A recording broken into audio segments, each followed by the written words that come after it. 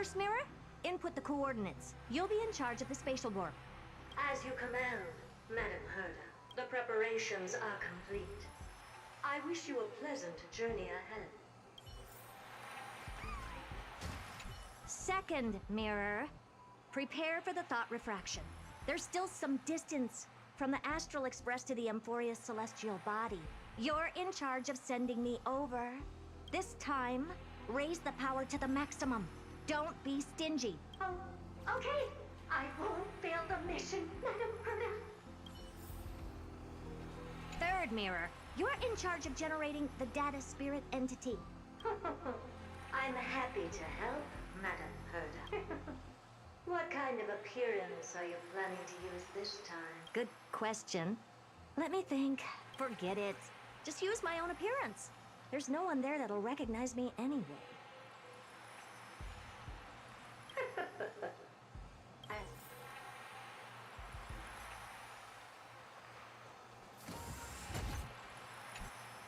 Preparation of the data spirit entity complete. Thought refraction at max power. Excellent. The first mirror. Let's get going. Have a safe trip, Madam Herta. May your journey yield good results. Coordinates input complete. Preparing to activate spatial warp. Destination, unknown celestial body. Amphorius. Spatial warp countdown. 5, 4, 3, 2, 1. Warp activated. Oh! So that's Amphorius? Its appearance is, well, sure is unique. Second mirror, prepare for thought refraction. It's time to send me in. Alright, please read the safety protocols carefully. Can't you hurry up? Yes, ma'am. I didn't expect it to be so turbulent. I should have asked the second mirror to use slightly less power. What a magnificent sight! Is this the entrance to Amphorius? Let's see. Perhaps I'll be able to find a way in.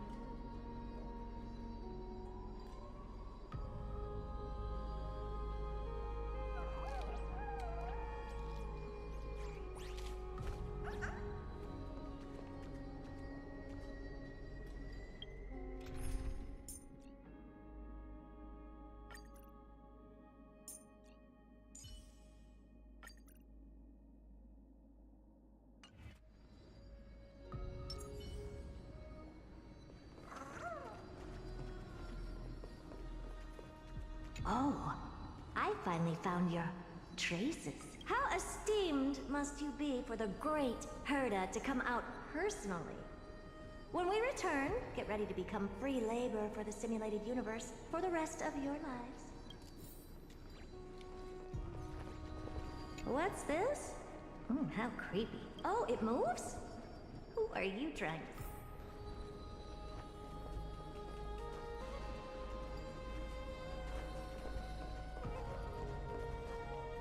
What's this? A statue? It's ugly. I don't like it. It's either a projection or a fake. There doesn't seem to be much to take note of. Now then, how am I going to get into... My deepest apologies, esteemed lady. I'm afraid that you cannot proceed further. Who's there? Your visit, although not part of my calculations, is a pleasant surprise. It's a pity that the preparations are not yet in place to receive you with the hospitality that's... Are you not going to answer my question?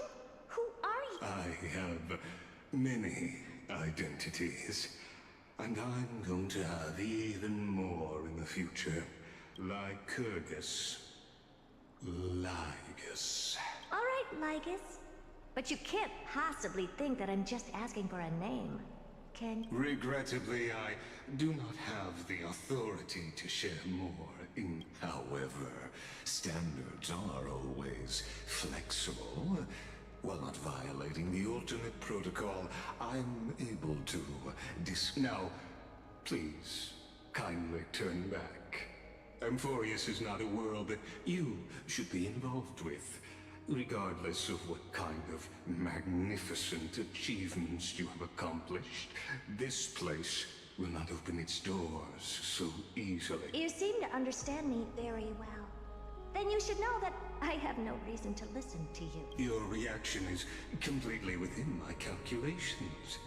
Despite my long years as a watcher, it seems like my assessment of human, but my answer remains unchanged. Madam, it is with the Let's assume for a second that I'm not so well-mannered, and that I insist on uncovering the secrets hidden behind you, Mr. How do you plan to dispel this notion of...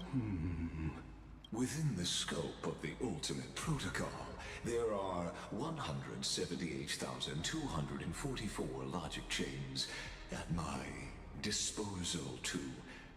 After filtering through them, I have determined that I only require 3 to attain the Oh?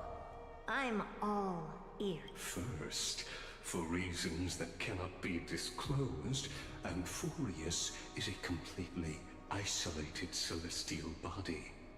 Apart from me, no one else will be able to help you enter. That's not a good argument. Second, if your plan is, as you've alluded to previously, to force me into cooperating by showing hostility, do know that, just like you, I have basked in the gaze of the erudition. I stake my honor and assure you that in the worst case scenario, our mutual destruction will... Oh? No wonder I couldn't find a back door. When I did a scan of our surroundings, the safety protocols on you are comparable to Screwy's. How interesting. I assume that you still wish to hear the third logic chain. Of course. Why wouldn't I? Third, even if you exhaust all your means and find a way to break through, you will surely give up once you understand the consequences of your actions. After all, throughout your... What a brazen robot. You think that you can actually understand me through your paltry calculations? But since you put it that way, why don't you tell me what these consequences will be? It concerns the third path that is entangled with Amphorius. A path that you and your friends still very much lack understanding of.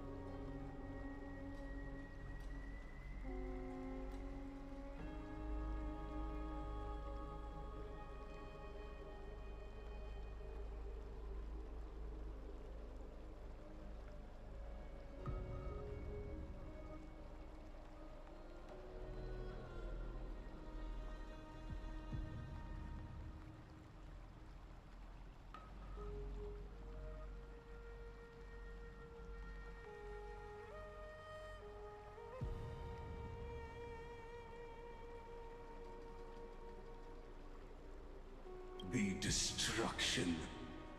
So, if you ignore my warnings and persist in your ways, you will break the shackles of a Lord Ravager.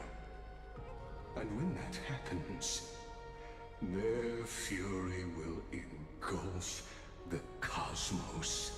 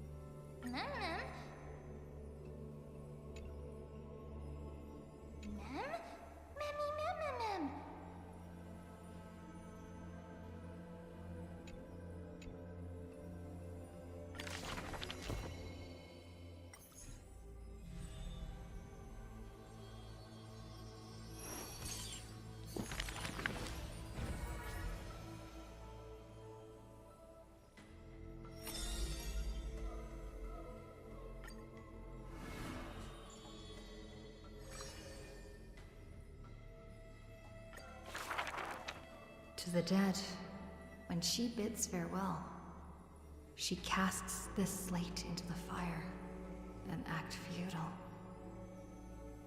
I have never heard of lands with such customs. At this time, something drizzles down the slate, full of colors, seemingly tears for the Reaper of Chills. It turns out the slate is inscribed with poems, and every phrase is diligently colored with skill. Before people pass away, I write down these poems. That is the limit of the girl's answer, and she only responds with silence for requests to read these poems. As time goes by, she finally opens her petal-veiled heart, and the reason behind her reluctance to show her work is finally clear. My poems are still too green. Not worthy to be art. It stems from the girl's shame and discomfort. It seems the girl once also loved to imagine with effort, and many wild tales were written on her part. A misunderstanding was what made her cease this art. It was a pair of arch-enemies who gained fame in the war. One of them burst into laughter after reading the girl's poetic words. He and I clearly wish to kill and tear each other apart. But in your eyes, you think we are close, unable to part. She did not write poetry as a pastime. It is said that she left great works under hundreds of names. In different times, she even criticized her previous beliefs, making her identity even harder to assume. I still found her weakness after many twists and turns. No matter how fickle her thoughts, She never lost faith in those words regarding the value of fragile mortal lives. She is heartbreaking and enchanting. She is the fingertips of death and the ghost of love and poetry. However, those poems have brought her many complaints. The poems that her hands composed all lack an ending of any kind, and the Maid of Death has no desire to continue them. This is truly difficult to write. The girl excuses herself. My duty is to lead the living to the end. I cannot think of a fitting end for a poem to the dead. Such is the epitome of lies. One who's grown used to death remains inexperienced with farewells. Therefore, I extend her an invitation. In this story belonging to herself, she can leave an ending reserved only for her. What she brings is not only death. She thus replied when we first met, and when we meet once again for the last time, she again deliberates over this closing statement. Apart from death, there is something else that is worth remembering. That is the journey she walked.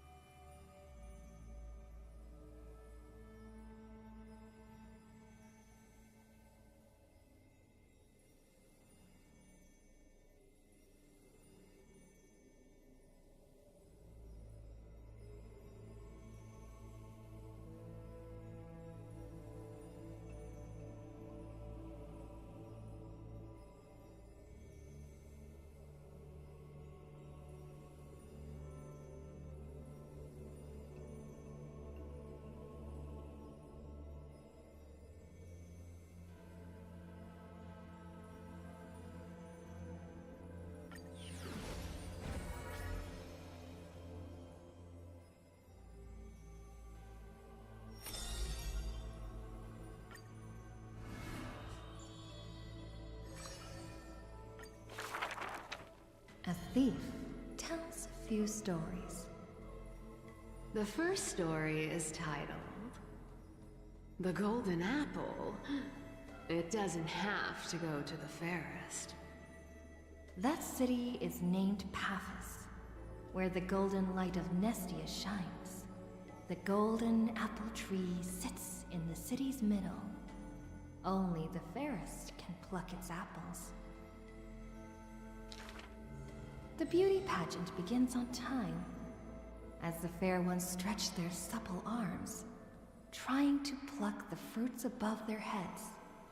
Yet every time the apple comes within reach, a breeze blows the fruit away without a trace.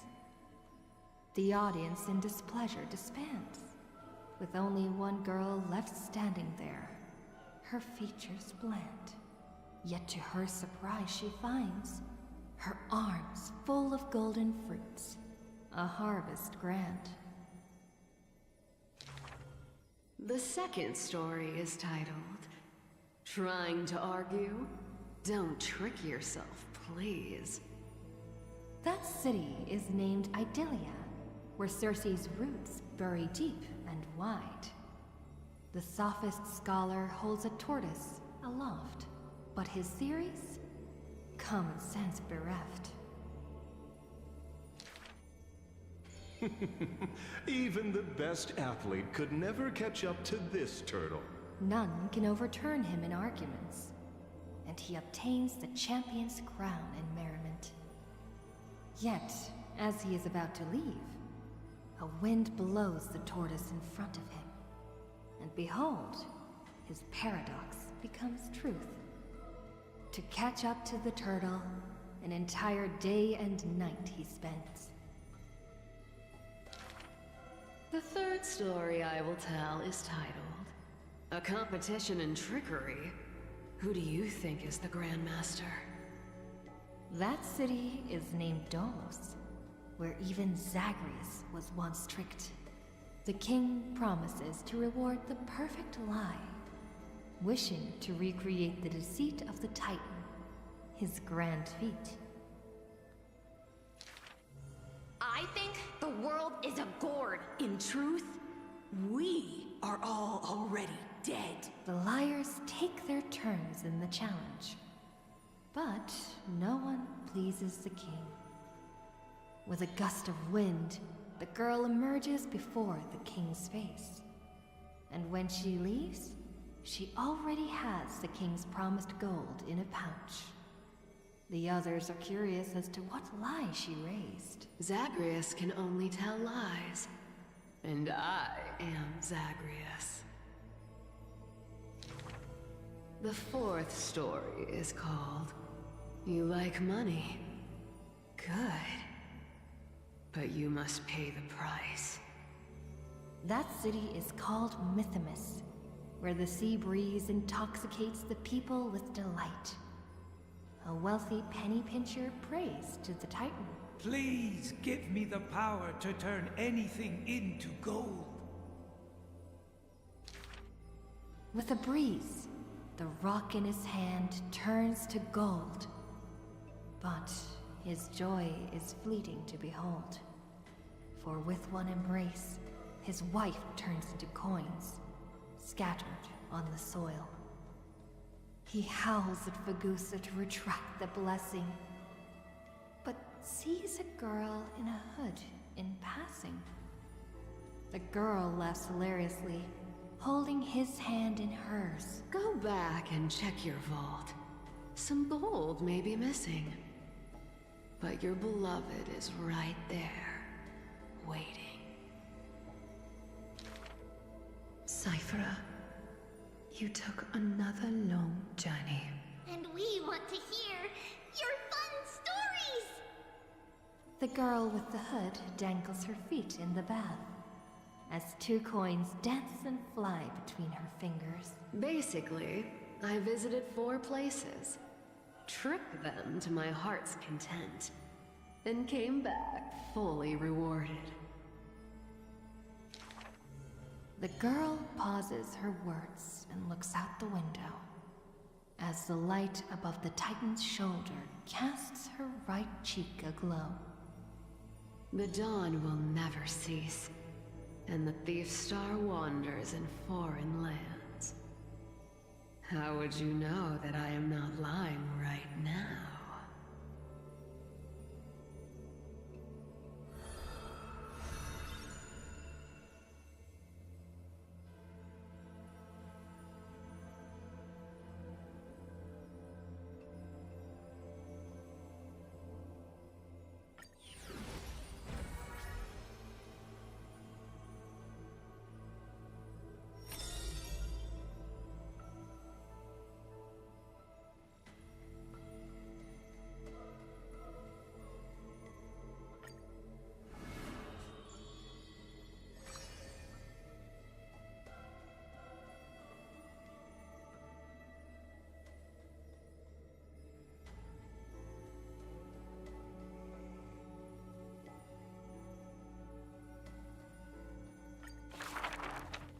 To die for glory is not eternal sleep.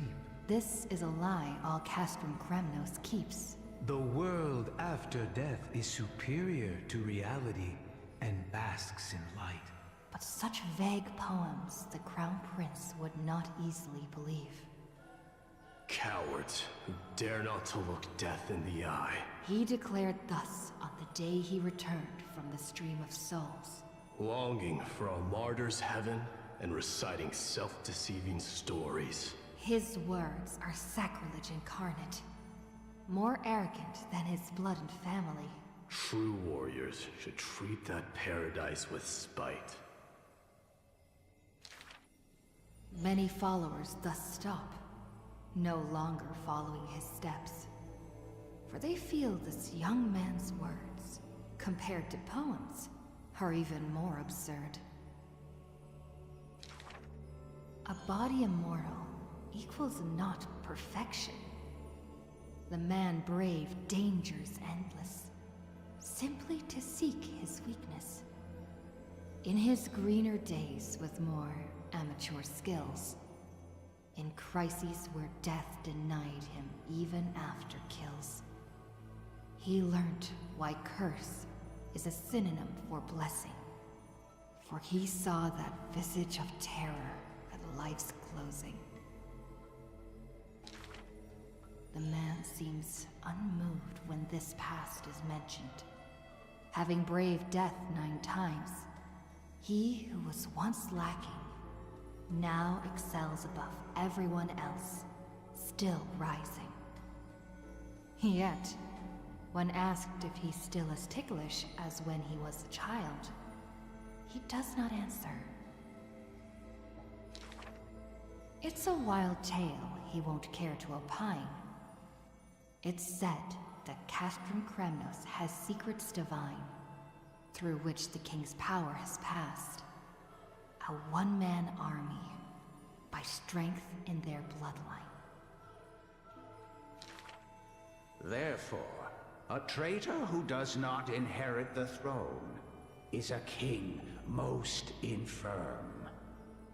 As the protagonist hears these words, he refutes not, but openly responds. These are not rumors unfounded. But will they matter if my deeds eclipse those of all other kings, achieving glory beyond? Never turning back in war, he seizes all our glory. That rumor in the war camp of fury often casts a shadow on the man's heart, indestructible and fiery. When campaigns become mired in terror, he sends his army to places safe and secure. Yet alone he goes to fight, knowing death can touch him ne'er. The Kremnoan detachment who follows him in livery all die in bed, devoid of glory. They have their share of grudges upon death, but the man has no regret, none necessary. Your glory lies not in death, but in my hands. The dust settles, and strife calms. A deathly quiet covers his father's realm, and the man, alone, returns home. A question seems to sound from shadows of the past around. Did you already walk that flame-chasing road, O King? Atop the throne, the man mutters alone. There's nothing else worthy of the hunt, for I am the blazing fire at the journey's end. As it has been foretold, he killed the king to become a king, and killed the god to become a god. His eternal destiny is to be crowned in blood.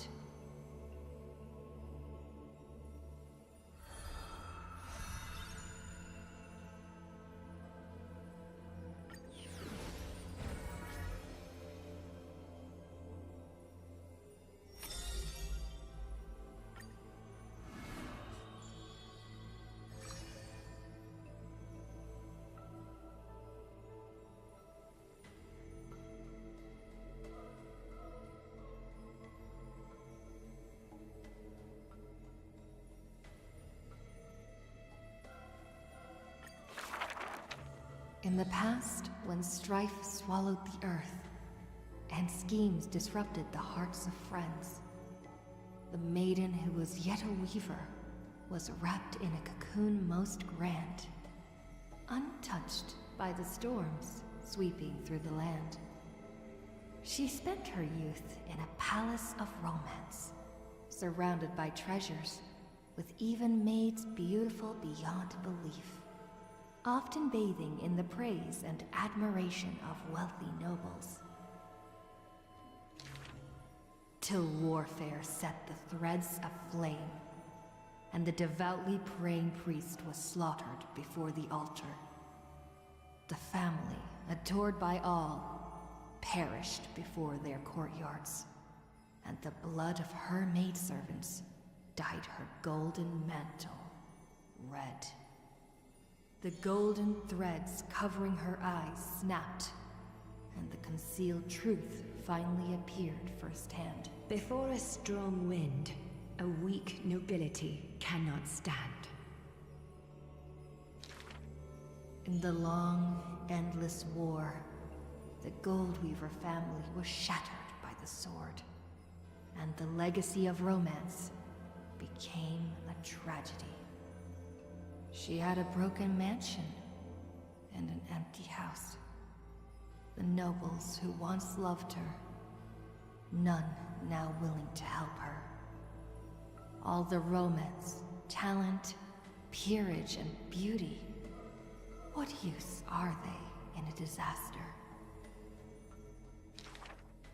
As she closed her eyes in melancholy, the maidservant pushed a broken loom to her earnestly. Miss, would you like to pick up the shuttle again and weave for me? The young miss wanted to laugh, but she could only respond with shock, for the maid's face was now covered in scars as she fought to protect her mistress's safety. Though I can no longer see, I still want to don the garments you weave. And yet, when she heard this, the desire to weave overcame her fears. Therefore, in the broken shadows of a house, the loom of romance moved once more. The garments were exchanged for copious gold, buying back her renown of old. Yet beside this mistress most noble, there was always a blind maid in tow, dressed in luxuries unfitting. As the weaver attended banquets, the praises of her youth returned. That majestic lady must be Nestia in the flesh. But harsh words also joined. The mistress's beauty is quite reduced by a maidservant, so unsightly. The maidservant apologized in embarrassment, lowering her head. My mistress, I have brought you shame. Yet her mistress brought her to the middle of the ball, having her garbed in the latest dress, as the model. She now knew that praises and ridicule were both untrue, and that romance cared not for beauty of the face. The golden thread of gods exists only within. She is no longer that helpless girl. She already carries the god's authority and walks the hero's route. But she still cannot hold back the calamity of strife. The unsightly maidservant blocked the dagger aimed at the mistress's soul, and blood once again dyed red something she wove. That was the last time in her life the maid's face she clearly beheld. When sewing the death shroud, she could not control how her fingers shook, often pricked by the needle sharp and acute. Thus that pristine white cloth wept with tears of blood and gloom. And when the day of the funeral came, she saw the commoners' endless graves, and the nobles dressed in silk, frolicking in the groves, and sadness overwhelmed her in droves. Is this the destiny unleashed? For their act of chasing God's core flames? She kneels before the divine statues and prays to Nestia of romance. To look at these garments soaked in blood from the flames of war. Why are those that appear so fair in fact ugly in truth? Why do faces unsightly contain souls cut from noble cloth? Why can the blind see the light? And why do those with eyes only see night? The dying god remains silent. If you no longer have the power to see, then with my destiny, she grasps the burning core flame. I'll exchange for eyes that can see everything. Warm liquid flows from her eyes that now see all.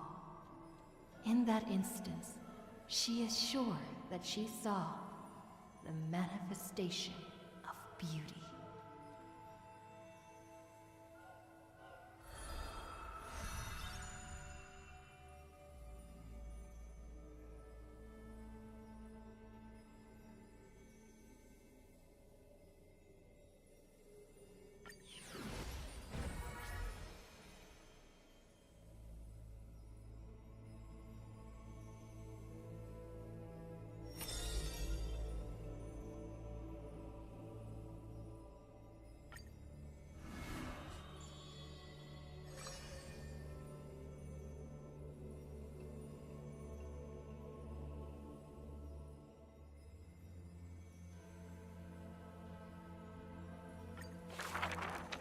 Do not make him your enemy, even though he may seem frail and weak. When a valiant warrior from afar assaulted the grove, he shattered their strength with only his eyes and pointing stick.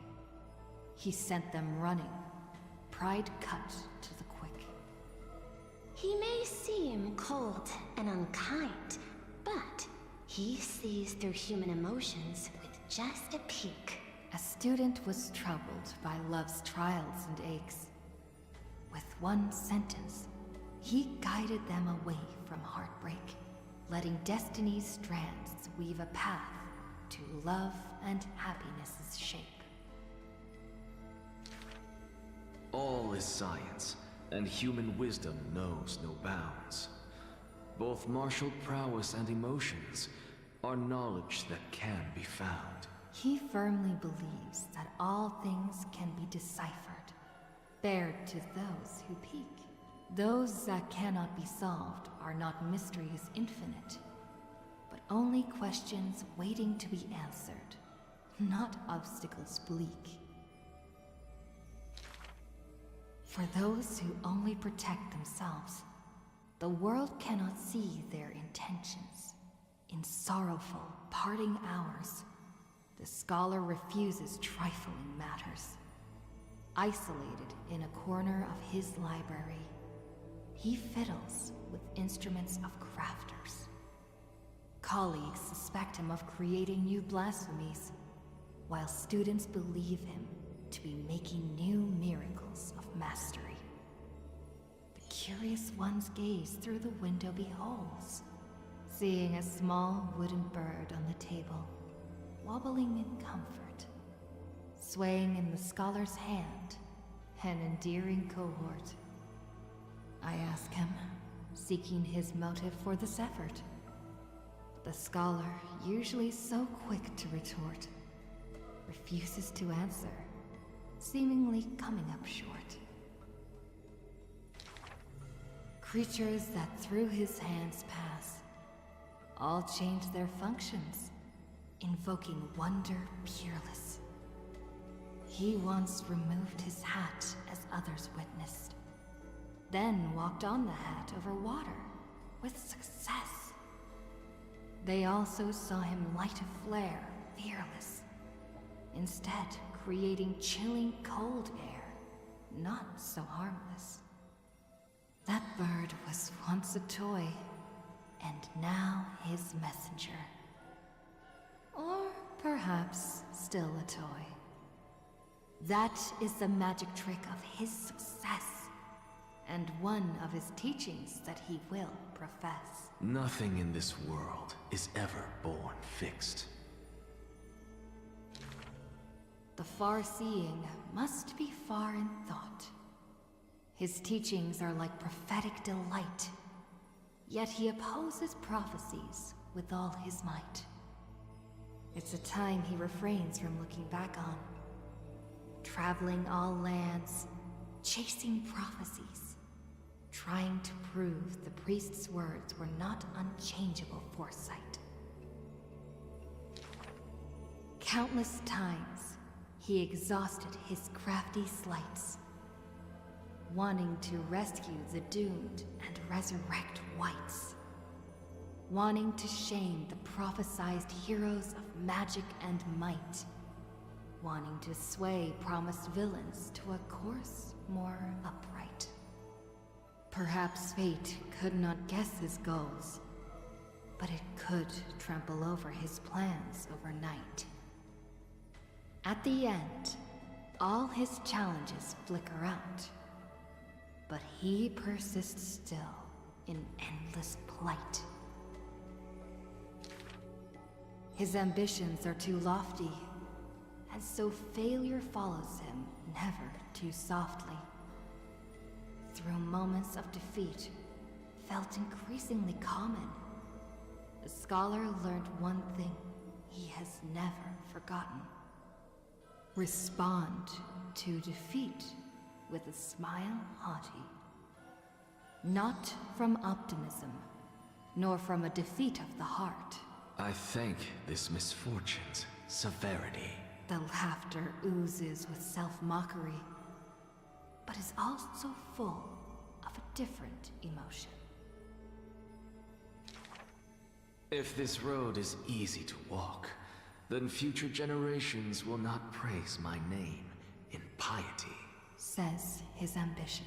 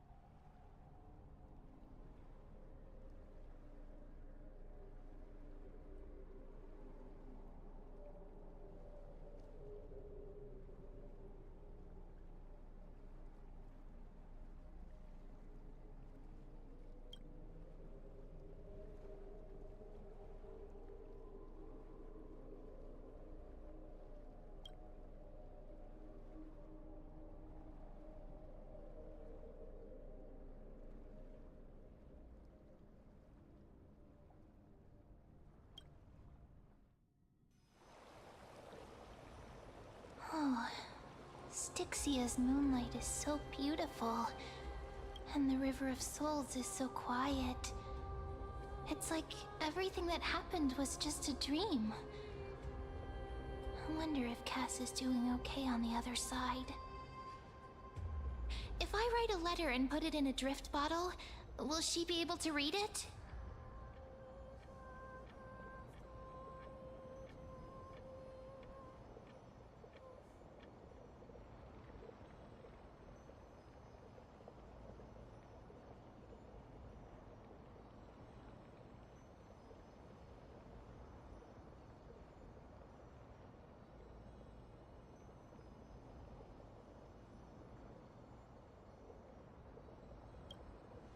No. No, this shouldn't be so depressing. Now's not the time to feel down. We gotta pull ourselves together. By the way, it was Miss Cypher who asked us to come here. But where has she... Huh? Yes, and this aura feels... Let's go check it out together. Be very careful. I have a bad feeling about this.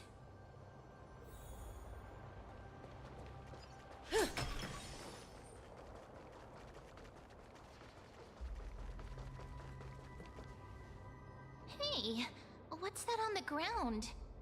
Should we pick it up?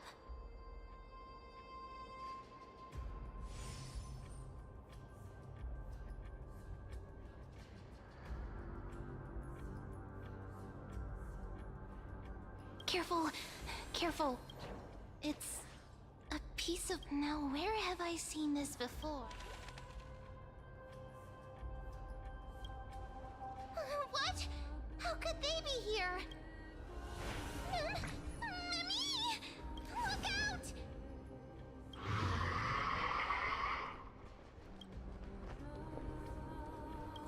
Wait! We both know what this thing can do. Let's try our best to deal with them for now, and we'll slip it to the past with Time's power as soon as we can.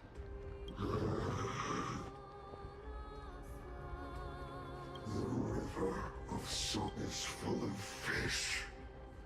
What? The flame chase journey stops.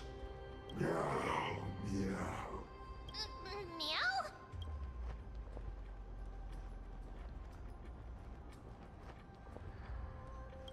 I don't understand this language at all.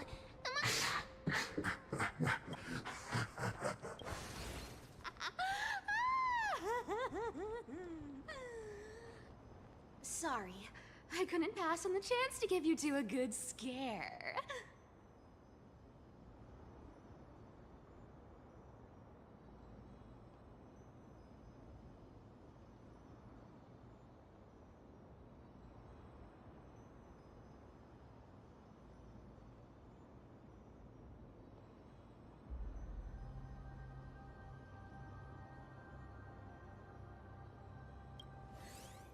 Don't run! I'm the real Cypher. The real one. Come on, don't be upset. I'm just giving you a kind reminder that Emphorius isn't safe at all. The whole place is full of dangers, including that swordmaster.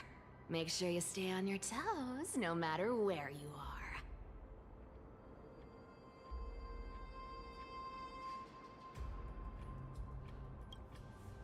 Hey, I'm just making it up to you.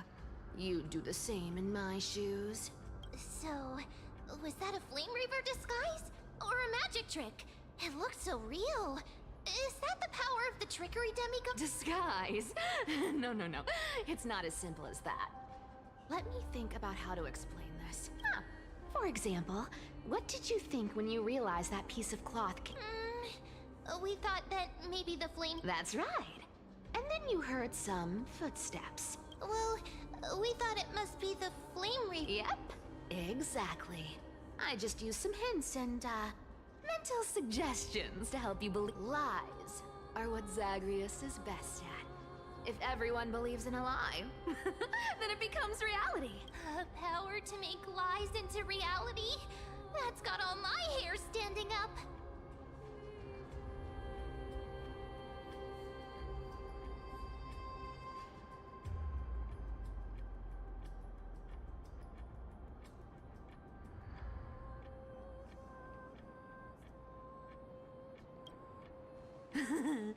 I sure love your... The seamstress trusts you for a reason. Someone as honest as you couldn't trick me even if you wanted to. So, there's no harm in telling you. Besides, we still need to team up to go treasure hunting, right? Let's wrap up here. It's time to get going. Oh, was that your teleslate?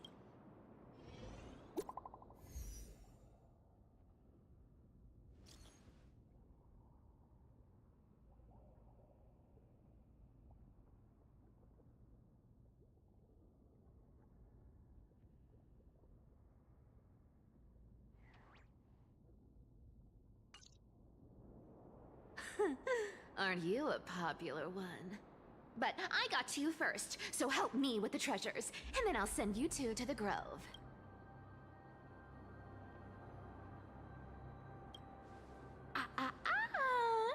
Curiosity killed the cat, you know. Do you think I'll spend it all? That's so not why I hunt for treasures. Don't forget, I'm a demigod too. And there's a line reserved for me in that stupid prophecy as well. You shall walk with greed and die over petty change.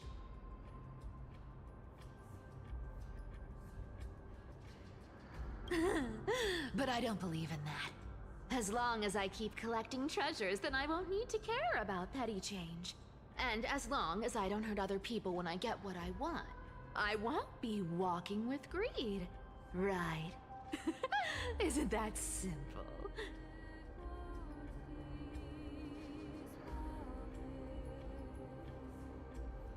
So, as long as I keep going down this path, all those predestined prophecies and fates will never catch up to me. That was a long speech. I'm getting thirsty at this rate. The treasures of Styxia aren't gonna float up on their own. Come on, Gray Mystery. Show me what the authority of time can do.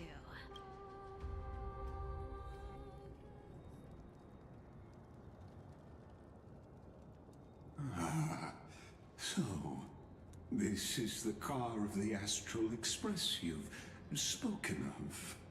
My repository of memories has been enriched with another fascinating piece of information. Thank you for leading me here, Lord Donham. I'm surprised a council elder like yourself would be willing to journey so far to inspect the Express. Archimans hold wisdom and knowledge in high esteem. If the citizens knew of your origins, I'm sure more would be intrigued by the Trailblaze. Sadly, discussions about the world beyond the sky remain taboo. It's been quite some time since you first arrived in Akima. Presumably, you've been looking for a way to leave ever since. I've been actively gathering clues and testing different things. Sadly, the more I find out, the more powerless I feel.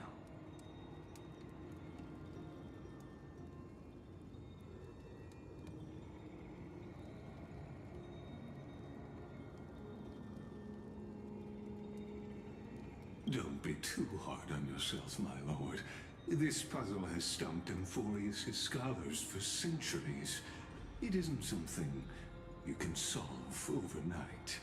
Even someone as gifted as yourself. In the Grove, I discovered extensive research on the Sky Titan. It appears that many scholars from Amphorius believe the taboo against the world beyond the sky stems from a curse cast by Aquila.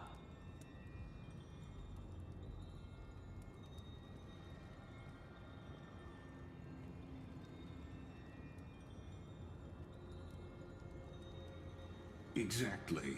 Of the 12 Titans of Amphorius, Aquila is known for being the most capricious. The weather itself reflects their mood. Tranquil sunshine, mournful rain. Aquila's breath is a brisk wind, and their cries resound as thunder in a storm.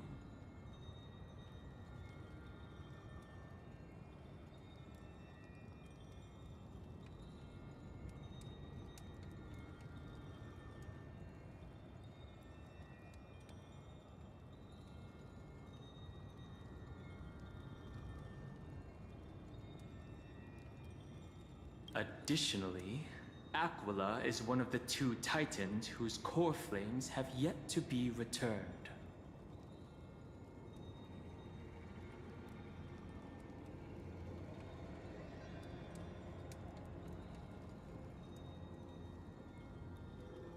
The sky above affects every citizen.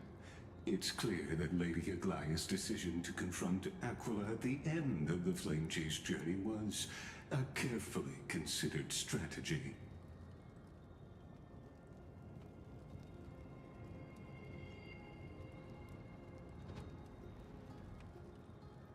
If returning Aquila's core flame can break the sky's curse, we won't have to exhaust ourselves searching for a way back.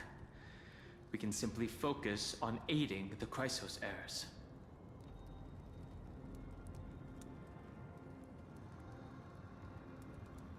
Anti-Catherians have no home to return to, so I understand your concern for your old friends and homeland. I used anti-Catherian technology, or scanning, as you might call it, to assess this car. Assuming my judgment is correct, I might be able to conduct a thorough overhaul of its power systems. Really? But... Of course. That's only if you, my lord, permit me to interact with it. By all means, please, proceed. But be careful. The Express's thrusters are extremely delicate. You honor me with your trust. I will be very careful.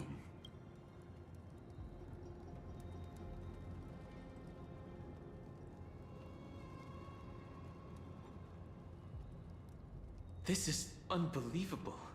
You seem to understand its structure perfectly. Have you repaired something like this before? Not exactly.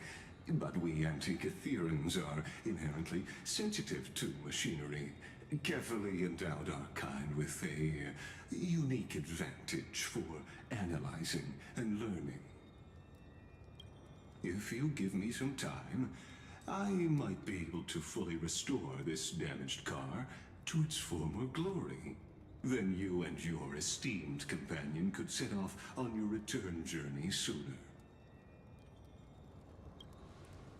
But isn't the real issue with Aquila? Hypothetically, Lord Donham, if I could open up a path out of Amphorius that circumvents Aquila's divine punishment, would you consider ceasing your support for the Flame Chase journey? I don't understand. Does the Council of Elders possess some secret means of counteracting divine...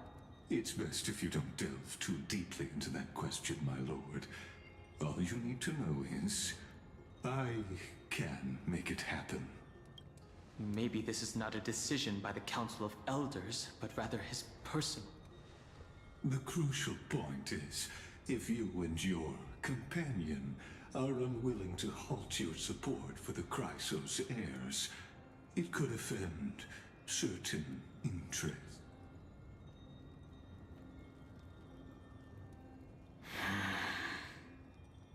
Forgive me, Lord Lycus, but I must be frank. When visiting Dawncloud, I reviewed the records of many Council Elders. Among them, only your background was nearly blank. I'd like to accept your goodwill, but given such a mysterious background and motives, anyone cautious would have doubts. Your prudence impresses me, just as expected.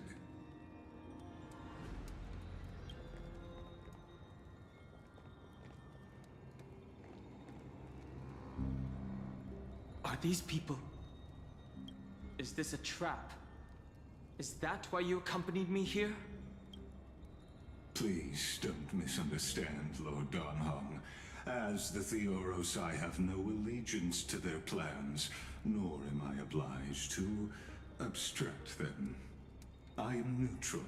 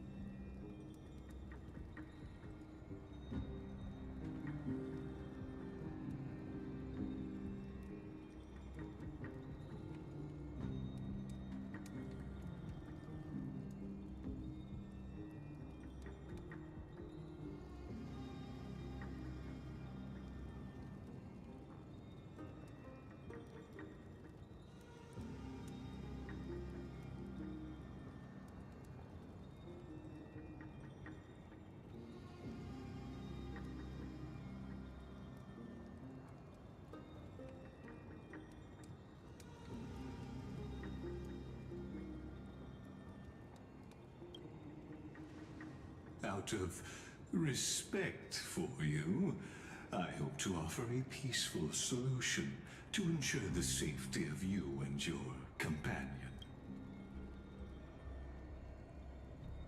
1 against 4, then. Just to confirm, if things turn ugly later, will you help? I will not. As I said, I remain neutral. Are you asking this because you plan to refuse my offer and continue supporting the Chrysos heirs?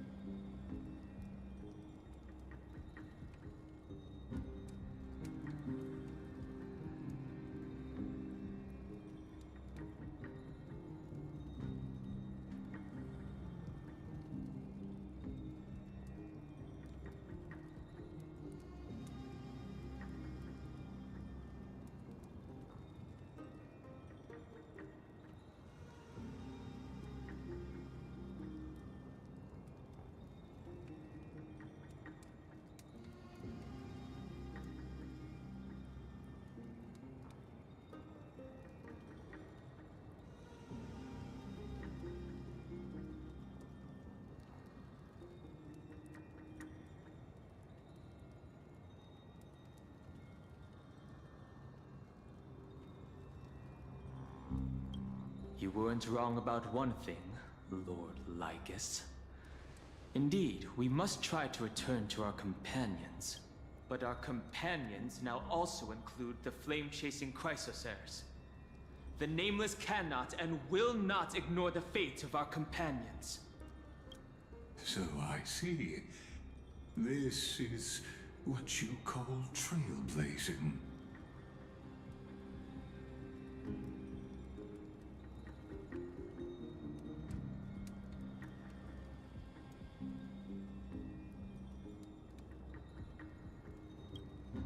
When I asked if you'd help, I meant the ones who need help are them.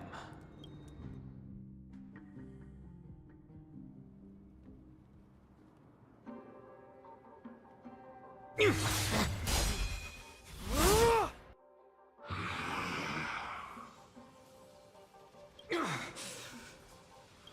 have such overwhelming powers.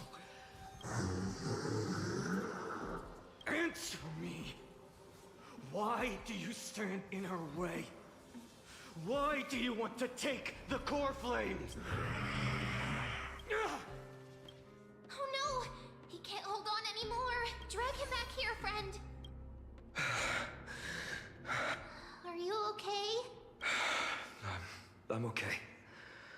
I can handle that kind of hit now. But a few months ago, that would have knocked me out.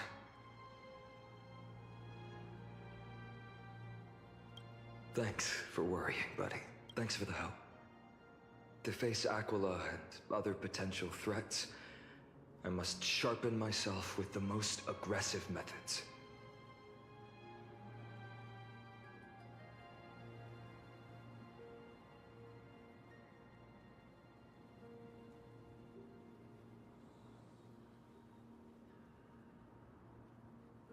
Even so, it's impressive you thought of this training method.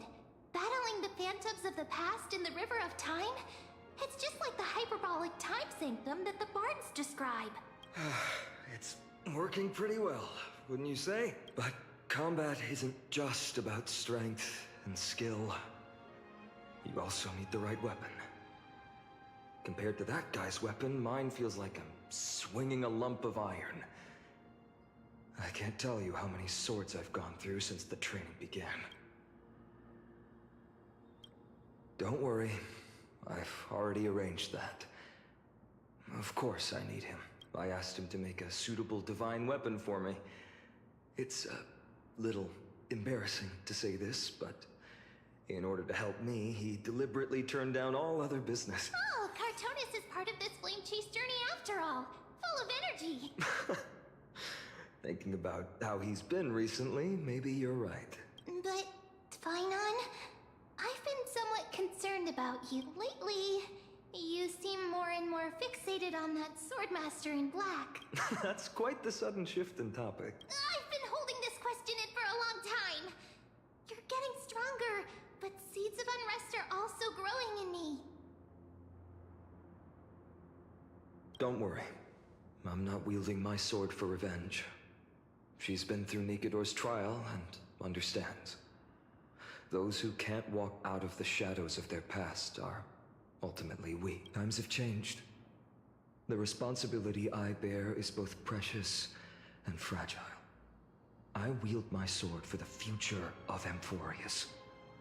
I will not let hatred cloud my judgment again and neglect my duties.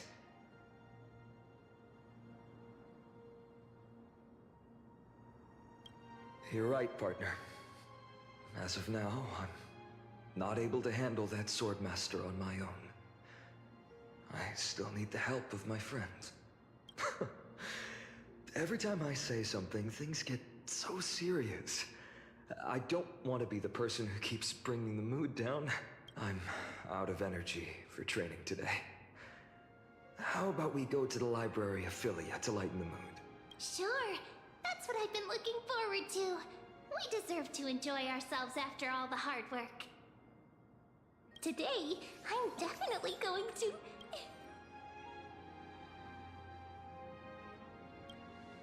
A girl's little secret. Don't That's the charm of this place.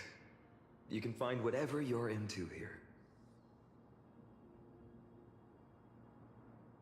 The three of us might not be into scholarly books, but we could still spend an entire day at the Library of Philia.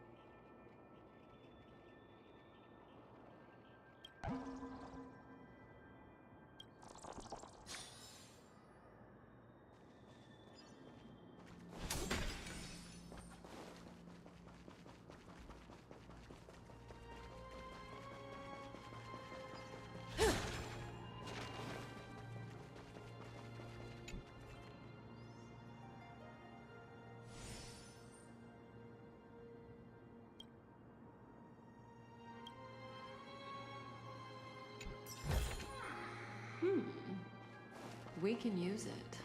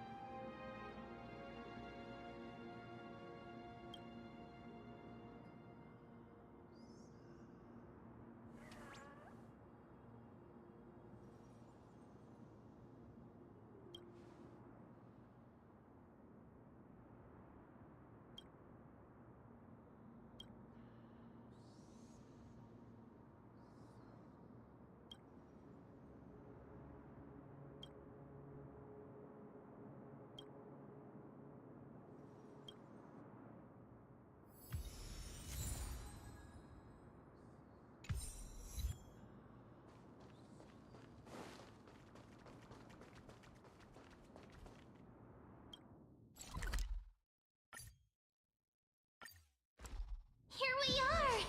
Where was that slate last time? Was it here? Or maybe over here? I'm up to have some fun! It's free time now, so you should relax too.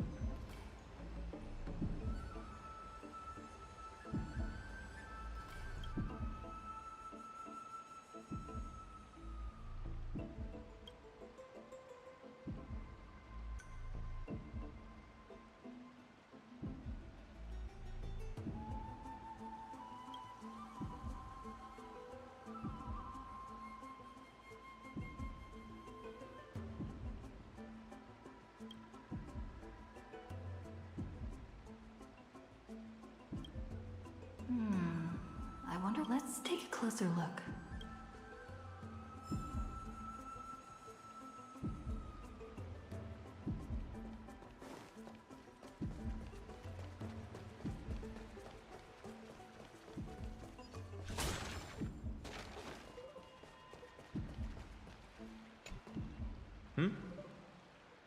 I thought I felt a draft just now.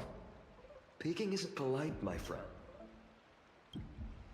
You could have just asked. There's nothing in... Here, look, I'm reading this. Antiques Appraisal. How to make a fortune.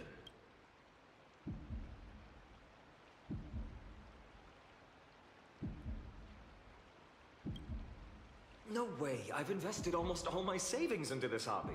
I've spent a lot of time pondering how Aglaia became such an effective leader. Beyond the intangible qualities like personality and ethics, a major reason is her family wealth. That's the perk of growing up in a big city, isn't it? For those of us in the sticks, luck doesn't come as easily.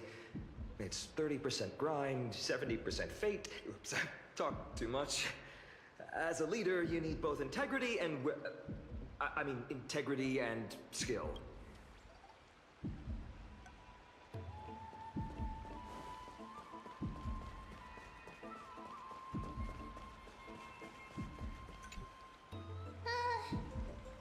Month of cultivation, curtain. Oh, but then again, are there even any spots? Ah, you scared me! Bursting into someone's world like that can really... Well, no more jokes. There's nothing here. Something's odd about Mem. What are they flipping through?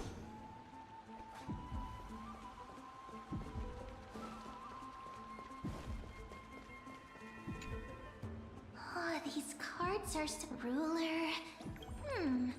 But the interpretation for...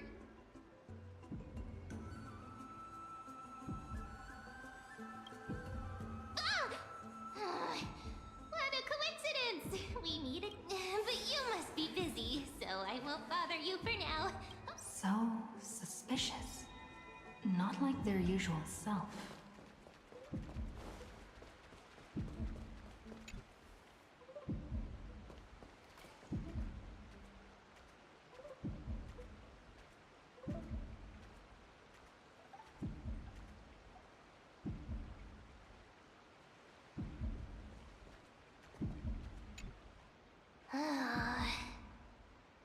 You sure are persistent. All right. I'm totally helpless against your charm.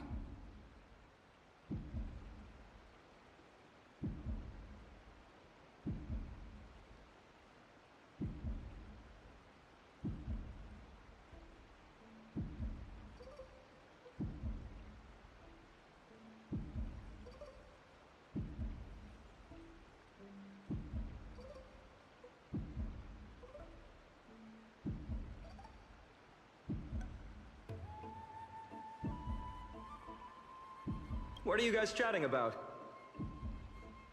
Is this... Why are you here too? Sorry, seeing you two chasing each other around, I suddenly found my book not that appealing anymore. Never thought Mem would be into divination. But it's not exactly a niche hobby. So why all the secrecy? I wanted to set up a surprise! Master it in secret and give you all a shock. But getting caught halfway through, it's only natural I'd feel shy. A girl's heart is more delicate than Aquila's ever-changing moods. A surprise, huh? Someone else used to tell me the same. She was really good at stargazing and divination, especially with cards. Yeah, just like the ones you're looking at. And you must be pretty familiar with all sorts of divination techniques with a friend like that.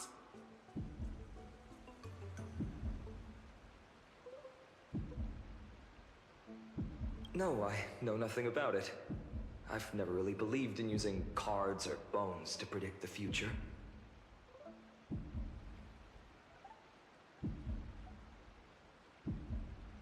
If the good omens foretold by divination were true, my my hometown, Heidi's Elysia, I wouldn't have disappeared.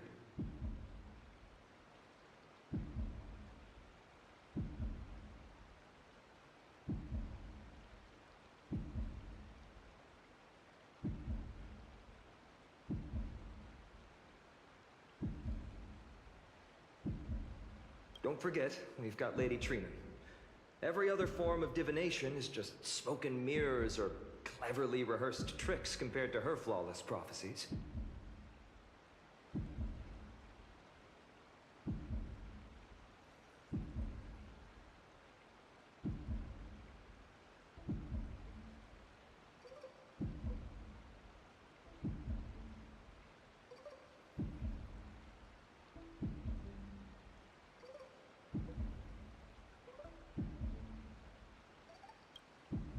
To me, divination could be a power that guides our spirits.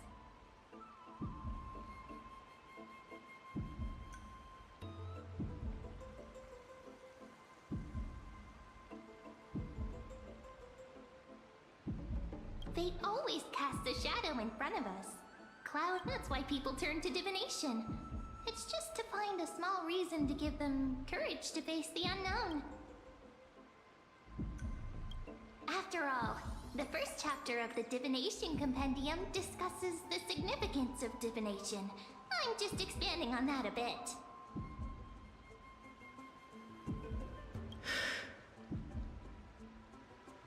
Strange. That person I knew used to say similar things. Looking back, whenever she interpreted a card for me, I couldn't help but feel uneasy. Even though I never believed in the outcome. Maybe it was her tone. Irene. She could paint a complete fantasy so vividly, it utterly captivated me as a child. Right, I still carry a card she once used. Do you want to see it? Oh, wow! It's so exquisite! I'd love to have a card like that.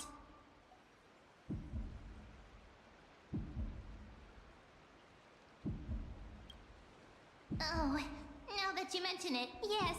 It would be even better if it were made of, say, crystal. Speaking of which, partner, there's something I haven't shared with you all. Remember our first trip to the Temple of the Three Fates? The riddle that Orin exposed to us?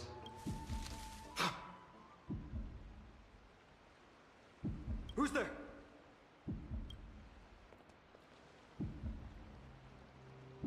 You are...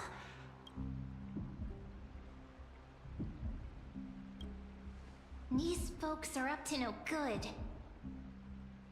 Black clothing. Masks decorated with golden blood. Are they cleaners?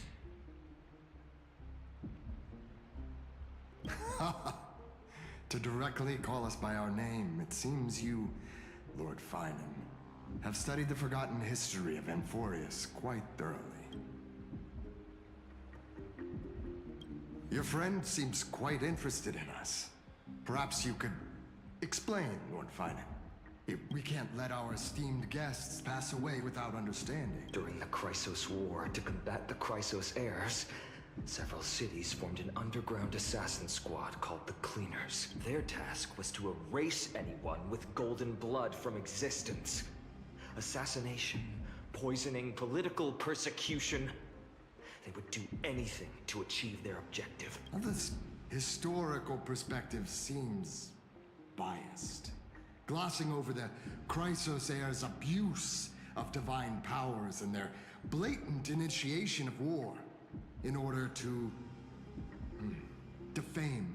Could you disclose the name of the author behind this popular legend, Lord Finan?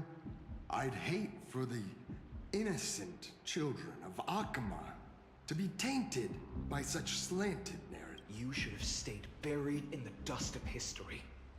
The Citizens' Assembly has once again legitimized the mission of the Chrysos heirs. But as for you, not one citizen would cast their vote for you. Executioners lurking in the shadows. What does it matter? We've long since stopped expecting to be understood. People have become too accustomed to peace, and they've forgotten The disasters that arose from allowing generations of the Chrysos heirs. Complete nonsense. Did you really travel all the way to the Grove just to have an argument? And you've probably figured out.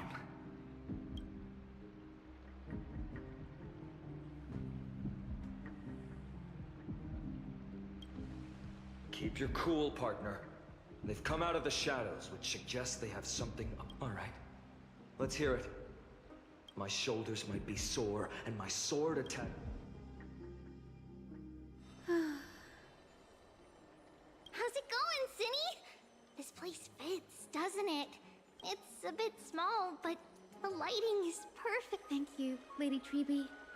With this, the Twilight Courtyard can be reborn in Akama. Do you like it here too, little Ika? It's so bright here. Maybe you should rename it? How about Luminous Courtyard? Lady Treby makes a good point. But Twilight Courtyard carries the long history of the descendants of the sky, and I'd like it to continue. Right. How does the legend go again?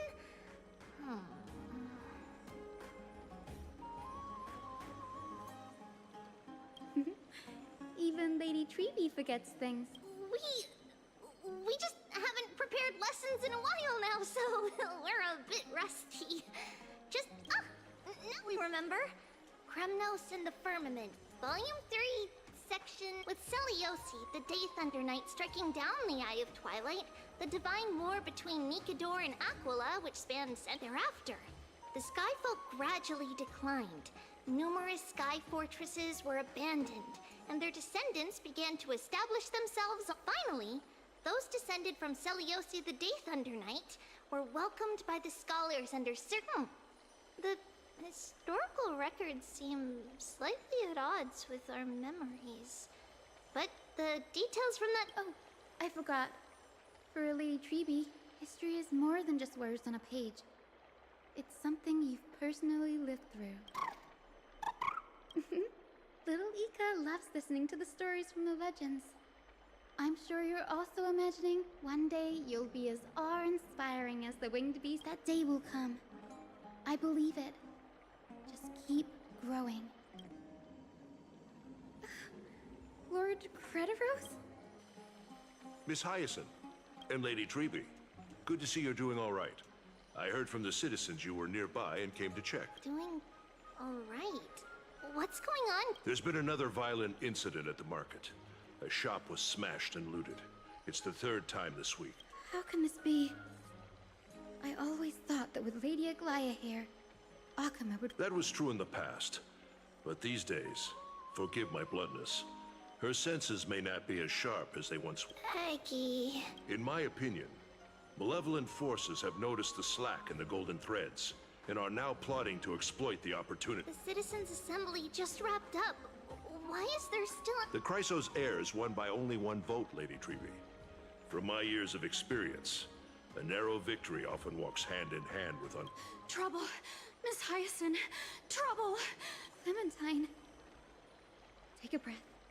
Please! Something terrible has happened at Marmorial Palace! What is it, Doctor? Calm yourself and... Lady Aglaya! It's Lady Aglaya who's in trouble.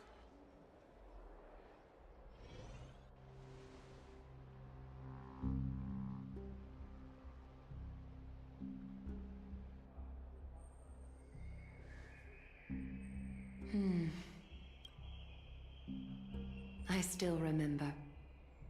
This bath that overlooks the entire palace was built by the Council of Elders 900 years ago. Its purpose was to commemorate the first flame chase journey and to remember the heroes who made great sacrifices for Amphorius a millennium ago. Rules were set then. No one was allowed to enter, apart from guests invited by the Goldweaver. But, I guess, you're no longer pretending to follow the rules, are you, Lady Kindness?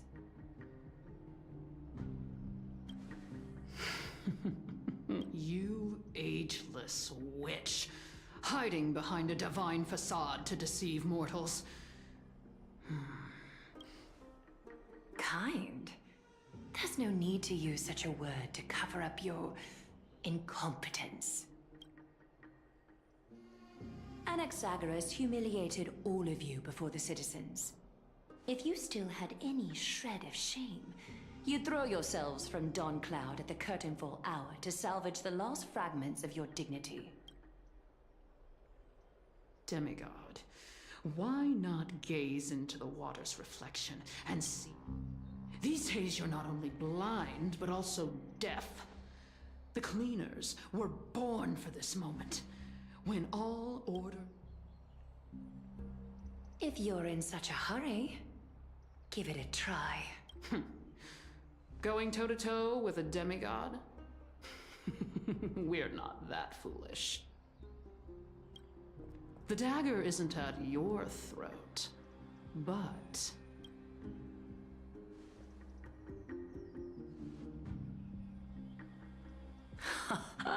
Your gravest, if that accusation holds, what makes you think the lives of these civilians will sway me in the slightest?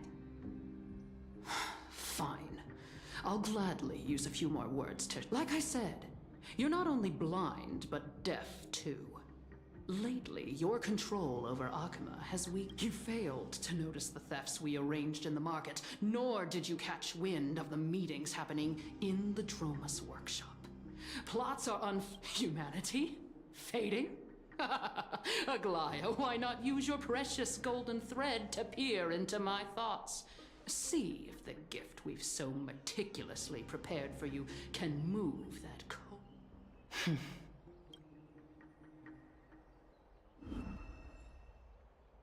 In this moment, I only regret not being more ruthless. Because your evil is beyond cure. You finally figured it out. I want you to have this knucklebone talisman, Big Sis. I hope it brings you luck every day. That girl who can't speak or hear. What if she accidentally lost her eyes? You know better than anyone what it feels like to lose your sight. Imagine if 1,000 years ago you, already blind, had also lost your voice and hearing in your youth. Would you still have... Look at those broken, pleading eyes. How disappointing.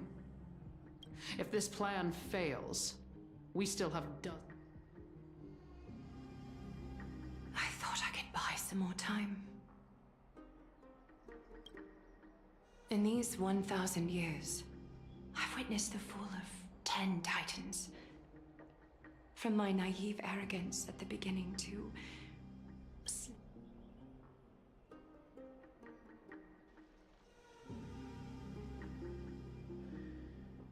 Now, it's time to let go. I should be grateful. Grateful that I've reached this moment. To let my departure become a path for... Have I done enough?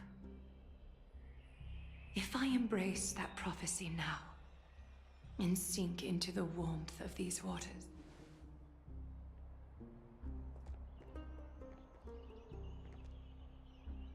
will the wandering wind stop to mourn me, Cyphra?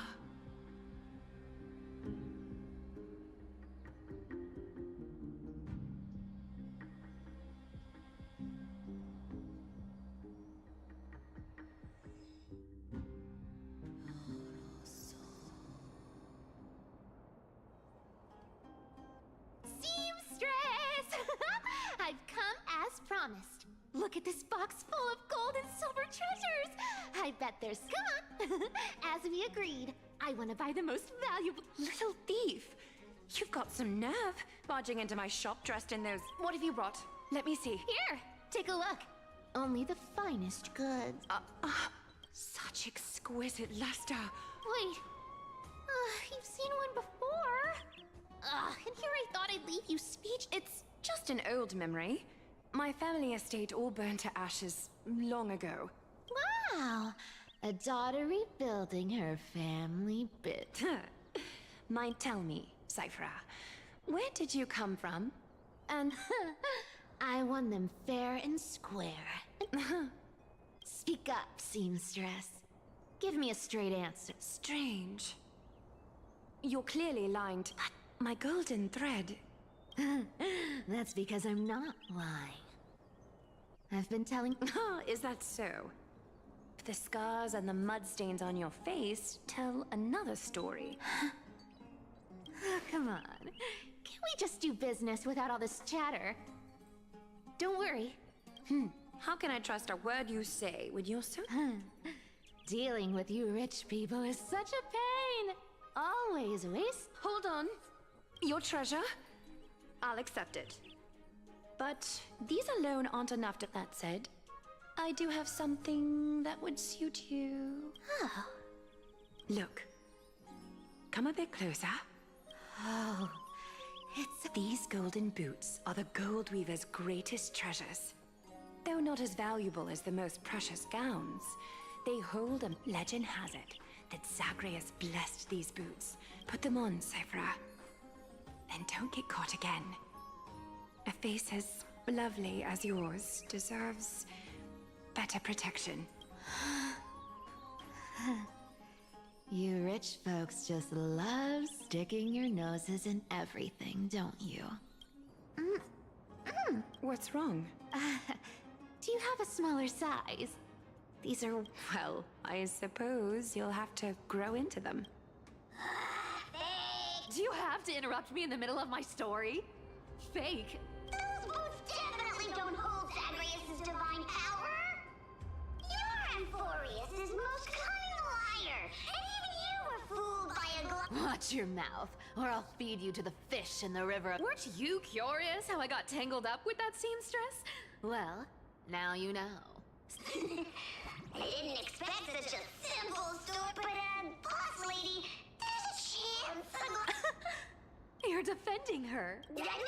I just think the story's so moving, it'd be a shame. Good thing you've still got a sharp tongue. Enough chit-chat. Let's take a look at this place. Let me take a good sniff of this air.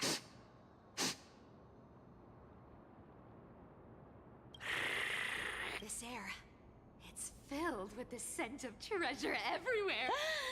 Thanks to Castorus and Grey Mystery, the ancient city's barrier was finally dispelled. Time for treasure hunting, Barto! Lead the way, and whatever we find, we'll split... Well, I have a suggestion. How about, Listen closely. Do you hear that? The gnawfish in the River of Souls are... 80-20 it is! How generous you... Anyway, what's with all this water? It's damp, cold, and miserable. Ooh, the mighty demigod of trickery! You wouldn't understand! The people of Dolos are why don't we have a race? Long distance, sprint, or laps? What's got you so worked up? Relax! Cats hate getting wet. What's so hard to understand about that? Now, hurry up and figure out a way across. Don't rush me! Got it! Let's... I'll play along. Let's see where this goes. Tell me! How did you hunt for treasure when I wasn't around, boss lady? Trying to trick me into...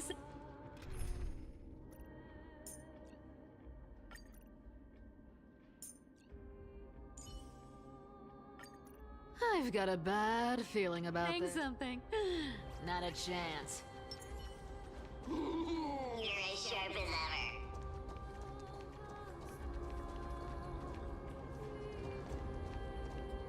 Ooh, interesting. Was this device designed by priests of Ornyx? Don't underestimate me, boss. Mission accomplished. Now you don't have to worry about... Not bad, but just a warning. If this thing fails while we're halfway through the water... Don't worry, trust me. For that sweet 20% cut of the loot, I'll make sure... Huh. This feels truly magical. When did you pick up this trick?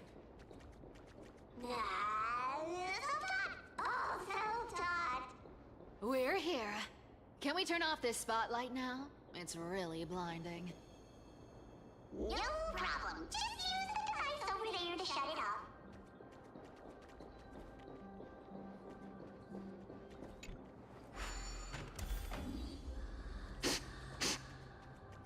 The scent of gold coins, gems, and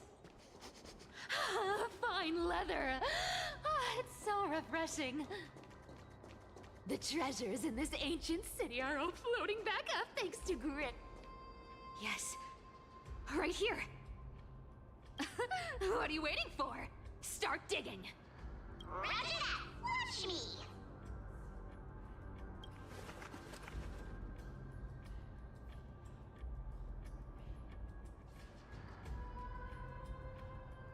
Wow! That's a huge chest. Wow, wow. A massive haul. Unbelievable. It's hard to imagine the kind of luxurious life the people of Styxia once led. As expected for a realm of Fagusa's disciples. This entire chest is filled with ornaments made from ocean's tears. Thanks for the gift, boss. Much appreciated. Look at the clarity of this purple crystal. It matches my skin tone perfectly. Oh, say first. Let me try this on. Huh? Where is my treasure? How long have we known each other? I can't believe you still fall for that. This is... How could I have forgotten about... I'll believe it as true, and a lie becomes reality. What a convenient ability. The demigod of trickery's divine gift. Far more practical than any... Alright, enough fooling around. Here's the real Cypher rules! I've already pinpointed the next trove of treasure! Starting at Boss Lady, we're set to make a fortune this time! Got any plans on how to spend it? Of course. Spend nothing. Have you forgotten my silly prophecy? Whoa! Isn't that like... Uh-huh. Isn't that the control? Here we go round the river of souls. Spirit, thief, ghost. There's a big guy guarding this place. Yeah, big and dumb. Just a pure lump of stupidity.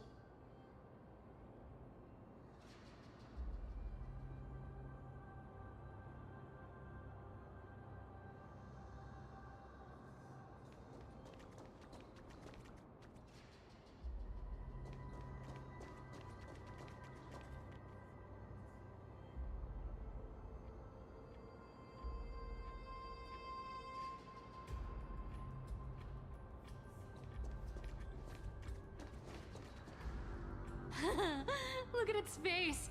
Oh my, how could so... Yeah. So ugly. Ugly enough to make even me a little imp with... If that ugly brute messes up my face, even the stoic Talantin might end up shedding a tear. Indeed, that would be heartbreaking. Clearly, So, how about you take the front? Right. Fleeing fits a rogue nature. Huh?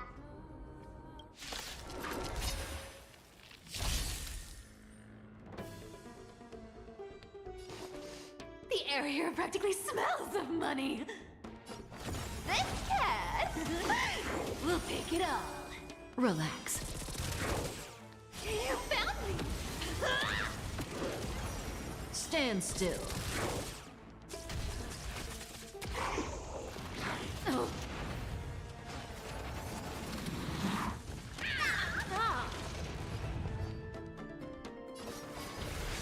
Tide, sink with me.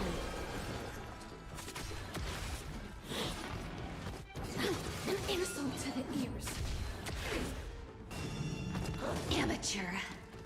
May as well kill them all.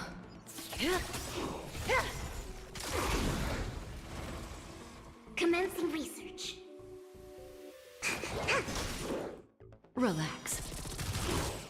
Here's the deal.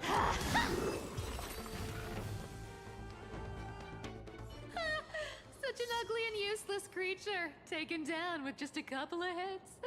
How boring. Hey, the Bartolos. Here! Look at you, all shaken up. Should be safe here now. Aye, aye, boss ladies.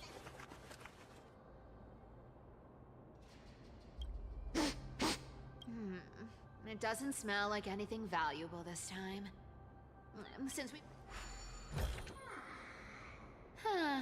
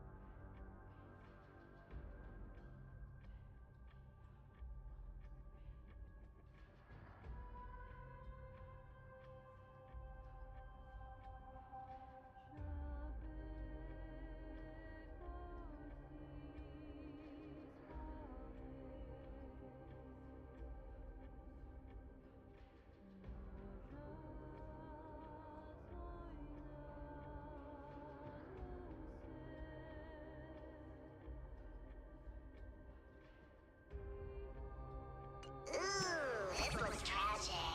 Do you think they made it? Probably not. I've never seen or heard of any. At least Stolos still has me left. Guess this city wasn't. It does seem unfair, doesn't it? Just because they were born in the wrong place, they had to face such devastation. Yeah, the world just... Speaking of the world-bearing titan, Cypher, didn't you tell me once you used to be an apprentice at Kephal's priestly... Huh? Did I? Yeah, you definitely told me, and I remember it clearly. Ah, right. I did tell you. It wasn't a big deal. I just snuck in with a bunch of mumbling priests. Honestly, I was only interested in the wallets of the old grandpas on the council back then. Don't remember much else.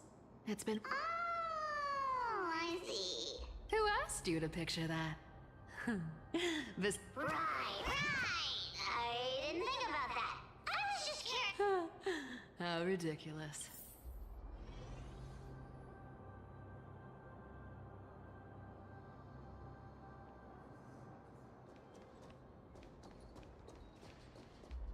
Where did this roadblock come from? Ugh, this is so annoying. The treasure is right in front of us. Oh dear, we're stuck here. Should we call on that big, noisy, cumbersome hand? Never thought that thing would actually come in handy. All right. Do you want to handle it? I don't need a controller.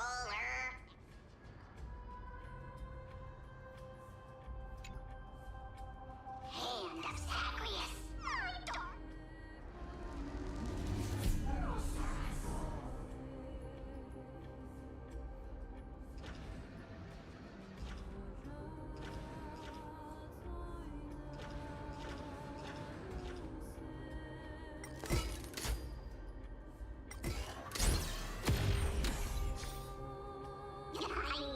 Looks like a charm. Not bad. However, I still don't see how this ties into trickery. Let's go! Hey, slow down. That question you asked. What? You know, that question. The one you specifically asked me. Forgive me, boss lady, but have you been under a lot of... Oh. Maybe you're right. I have been a little on edge lately. I need treasure! Twinkle, twinkle in my chest, how this core flame is the best.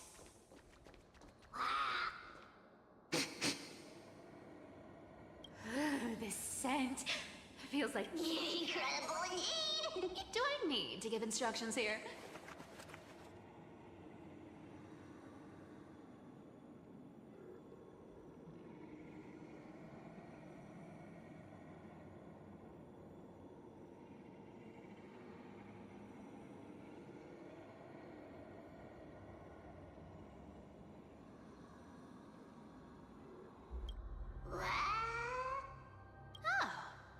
Isn't this a golden scapegoat?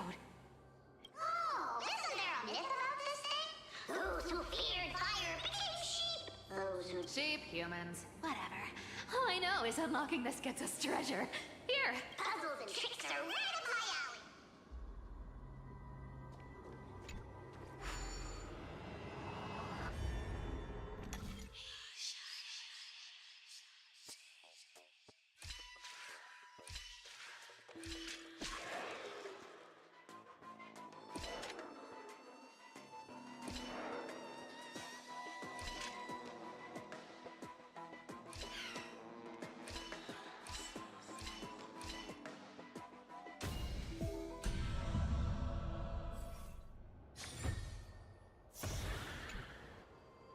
Told you, nothing can stop me.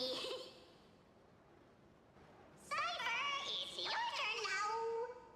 Stop. Stay there. And don't turn around. Huh? What? I told you.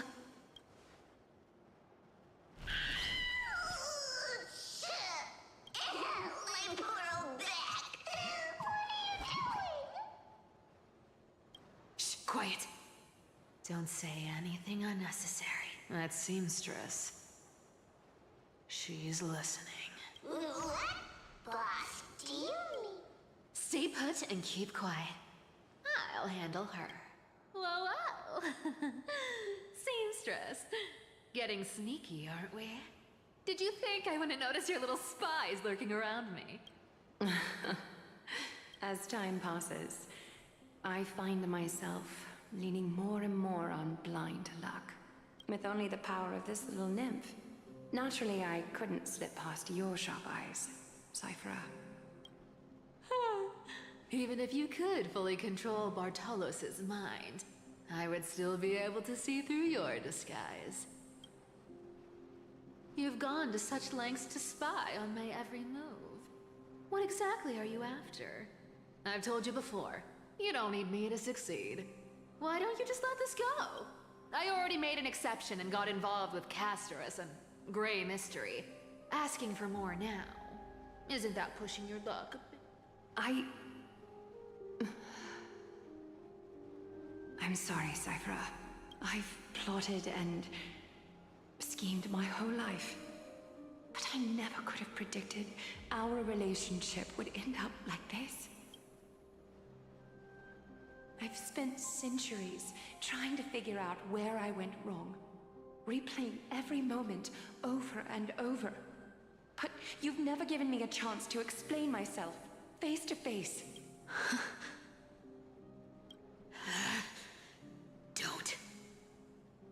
Don't talk to me like that. You know I can't take it. 1,000 years ago, out of foolishness, I let my silence steal away the most beautiful sound I'd ever known.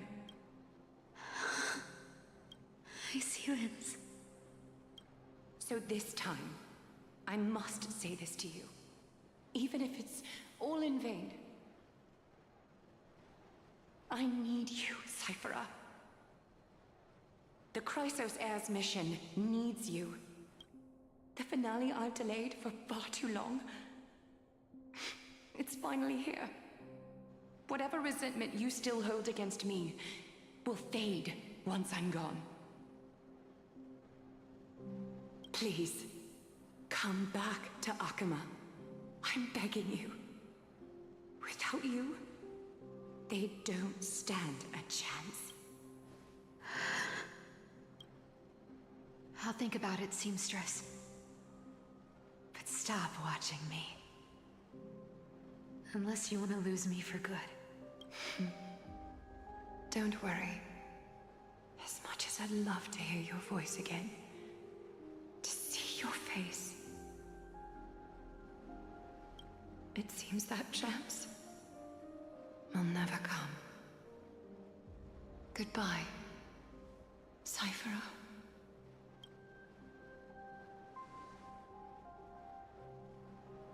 Goodbye, Aglaya.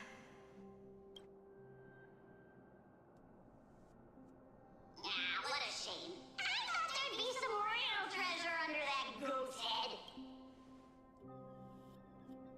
Turns out, everything in that chest was soaked in water from the River of Souls. Nothing valuable left. Those relics were once priceless. But time has eroded away all that they once were.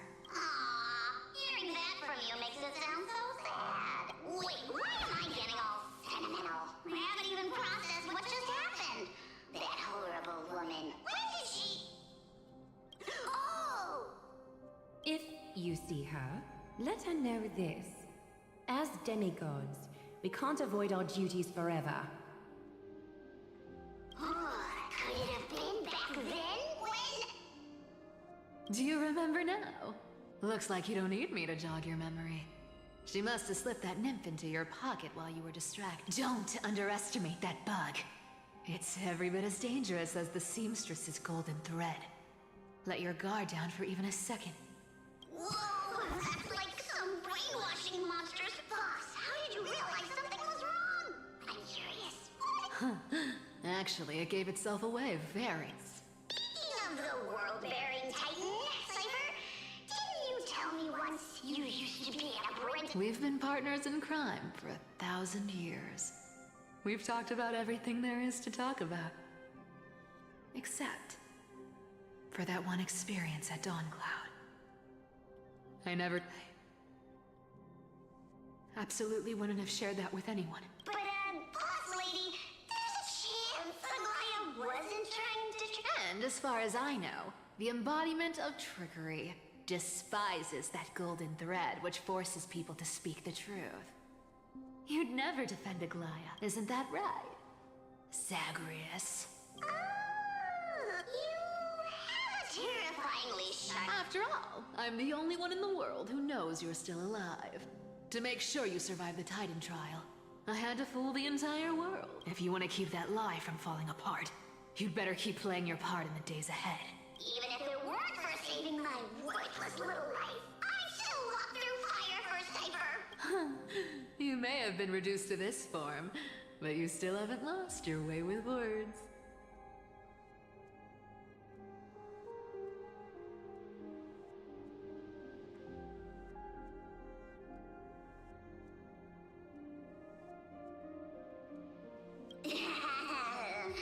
Speaking of which, Cypher, you're not taking that wit life's been pretty great lately. Why get into trouble now? Don't Honestly, I've been thinking. Maybe a trip back now wouldn't be too bad. You're back again, Cyphera, your face. I need clothes. Anything. Just throw me something. A piece of cloth will do.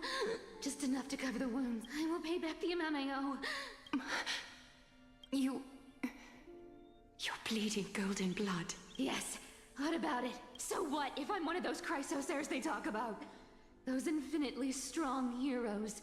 World-renowned. Cyphera. Oh, I'm sorry to disappoint. Who knew that group of amazing people would include me? Popper. Stop it, Cyphera. I'll give you clothes. Warm you up and stay here. Stay in my workshop until you're healed. Aren't you going to ask me? Right. What's the use? I'm so good at lying. I don't need to ask. Nor do I need to use the golden thread. I know everything you do is for survival. At all costs, stay here. You won't have to deal with the cold or go hungry again. Stay by my side, and you can start putting yourself back together. Aren't you worried I'll ruin this place's reputation? Or that I might sneak off with your precious clothes and sell them? I wouldn't have invited you if I were worried about those things. You're weird, seamstress. You know, they say a child who often lies remains a liar for life. I've tried not to become a liar. But honestly, it's just too hard. I'm close to giving up. What makes you think I won't? Because I can feel it. Not with the power of a demigod, but with the heart that beats in my chest. You love. That's why you keep coming by, but also why you hesitate to stay longer. You worry you'll tarnish the Gold Weaver name. After taking over Nestia's divine authority, I became used to letting the golden thread distinguish sincerity from falsehood. However, the mission I need to complete requires me to learn to trust and rely on my heart. Cyphera, you're an honest thing I've given to this world.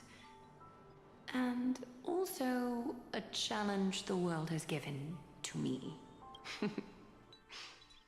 Stay here with me. You have a beautiful face that deserves better than to be covered in scars and grime. You've got a way of talking that's hard to follow. All right, let's make it a deal. You have 1 day to change your mind. Once the action hour passes, there's no turning back.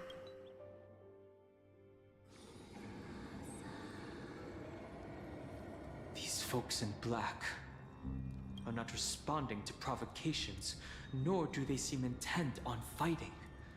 What exactly are they waiting for? Pressure. Fear. Planting seeds of anxiety. It seems this is the strategy they've... An organization that sees it as their mission to eradicate the Chrysos. I've read some chilling accounts. Stories of the cleaners using alchemical arts to implant fragments of memories into their successors, ensuring both identity and hatred live on. From what I know, these stories are true. The kindness we know today, strictly speaking, is the 27th kindness. Objectively, the rise of the cleaners was both inevitable and necessary. Yet, their ruthless and twisted methods earned them nothing but disdain and condemnation from history. And still they endure. An organization persisting through time, now working tirelessly to obstruct the flame chase. Are they truly so terrified of the Aranova the Chrysos heirs strive for? Even in these crumbling end times, there are always those who find ways to profit from the chaos, to ask the vested interests to abandon their status, wealth, and ambitions in this world for a distant ideal may be no easier than creating a miracle.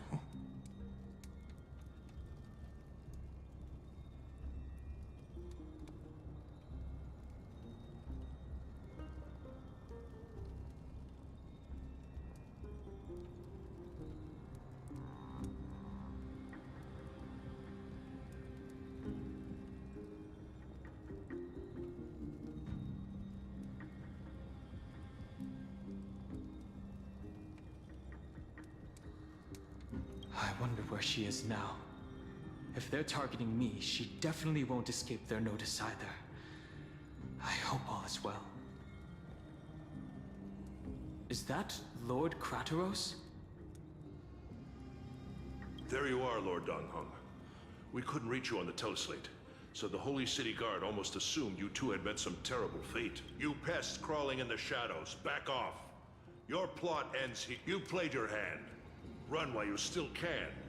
It might be your only chance to survive. Stay away from Akama forever.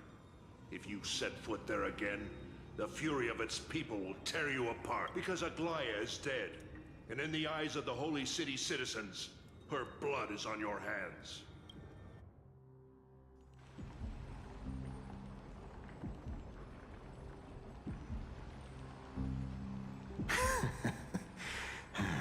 Looks like she was wrong about you. She? Are you talking of... Well, she thought you were weak. She believed that even when you were facing the evil that you claimed to oppose, you'd hesitate to... Misinterpreting mercy for weakness shows how arrogant and... They're still alive. With proper care, they'll pull through in a few, but I must warn you. I haven't fought a human in ages. I can't guarantee I'll always be able to hold back. They're lucky they're still alive. If you feel as lucky as they are, try me.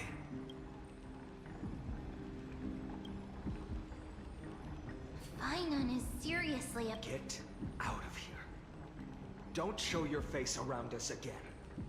If your master wants to stop the flame chase journey, she'd better bring an army that makes Kremnos at its peak look like child's play. I've said it more than once, Lord Finan. We're not. We came only to ensure you weren't anywhere else. While you were unaware, we already accomplished our mission. So, Lord Finan.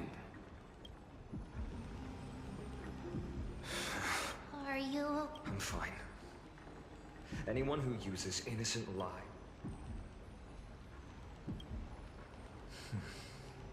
I guess the opposition within the Council of Elders is still desperate. If the conspiracy is exposed, they'll be hunted down in the Holy City like rats with nowhere to run. No matter where they hide. My teleslate.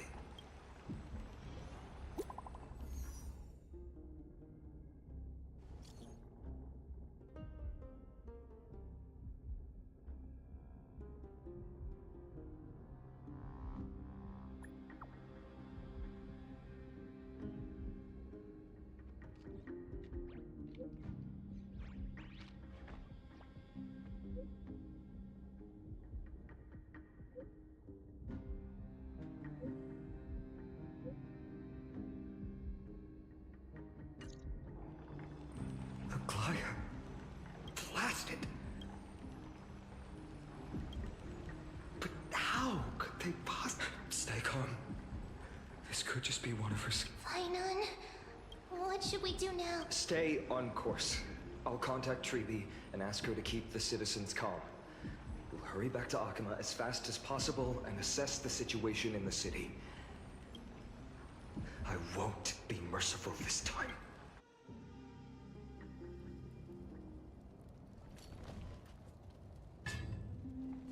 Cartonis?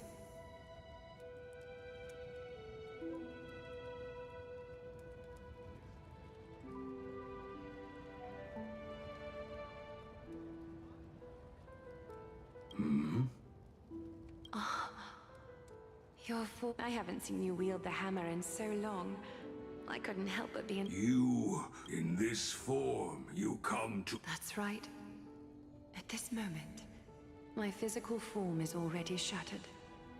My journey as a human in this world has come to an end. It's time to fulfill our pact. Of course. The pact. I haven't forgotten. The thing I entrusted to you. Do you still have it? Far too plain this vessel is. Not worthy of you. Do you still insist? I insist. Over the past 1,000 years, every piece of fabric I've worked with has been tainted by my cold divinity. It's made me hate their colors, texture, and scent.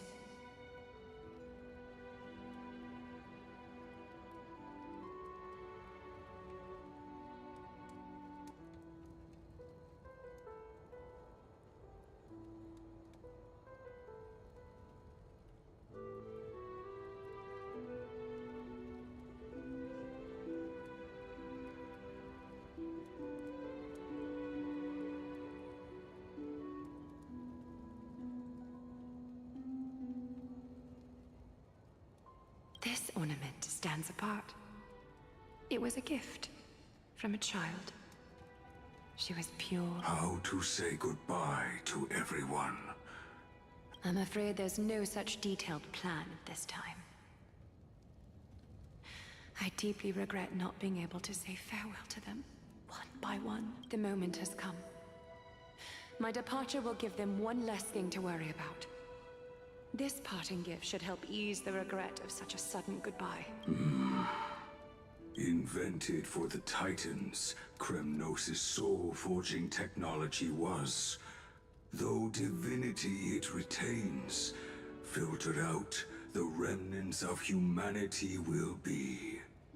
Is that what you want, Aglaya?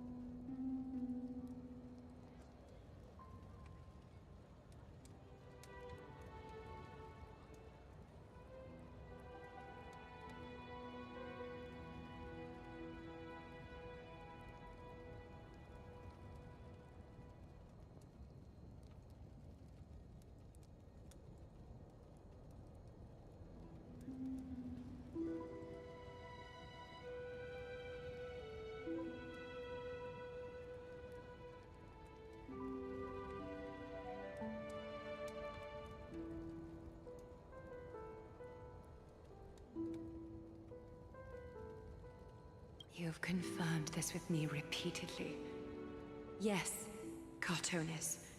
I need you to do this for me. Condense my divinity into this ornament. It might still be useful in the future to help them complete their mission. Selfless until the end. Envy that child, there's no need to. Already lived a grand life your humanity has. Your praise puts my heart at ease, Grand Craftsman. Now, please, take me through the last tempering that fate has to offer.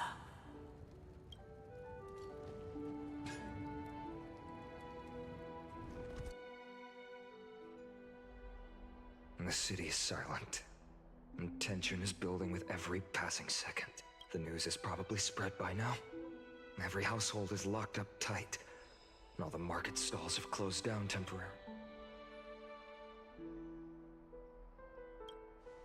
I can't imagine how she could have been taken down unless it's all a part of her plan. If this is all part of a larger plan, Treby must know something. She just... Let's go find her.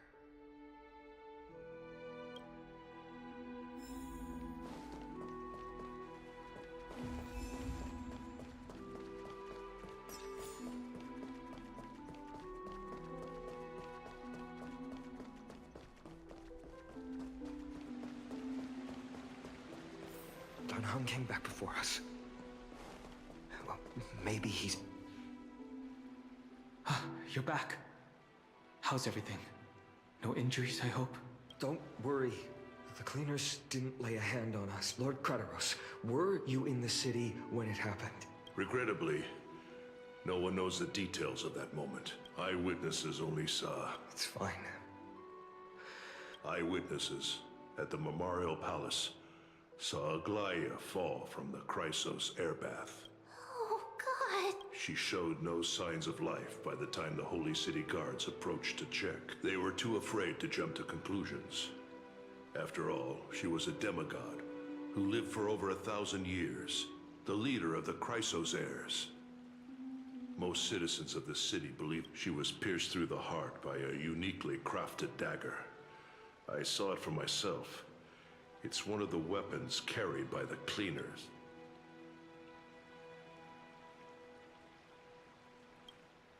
No, that doesn't make sense. The ones who appeared in the Grove and those who confronted Don Hung in the Abyss didn't immediately resort to violence. They didn't have any reason nor the courage to attack. Speculating blindly won't help. Let's go find Lady Treby, as she understands Aglaia's mind best. I'll stay here to lead the guards and maintain order. Find out what happened, but don't take too long. With Aglaia gone, someone has to take her place and lead Akama.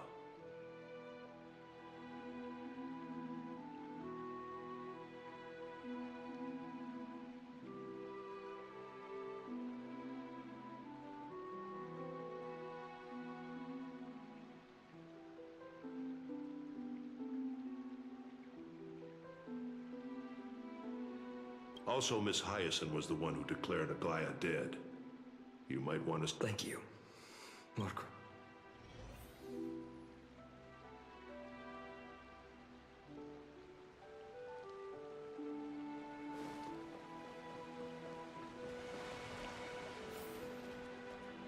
The baths are empty. No citizen feels like bathing after hearing such terrible news.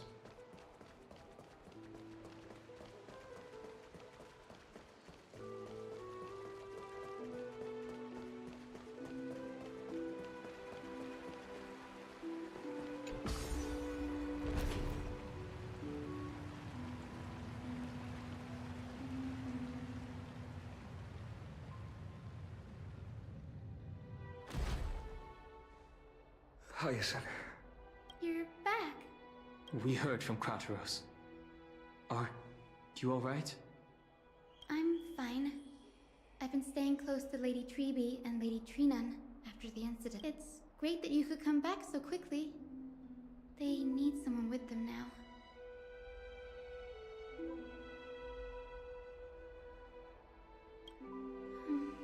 Not well. After all, we witnessed Lady Aglaia's last moments. I tried to treat her immediately, but even the sky's blessings, declaring her death, was the hardest thing I've ever had to do as a doctor.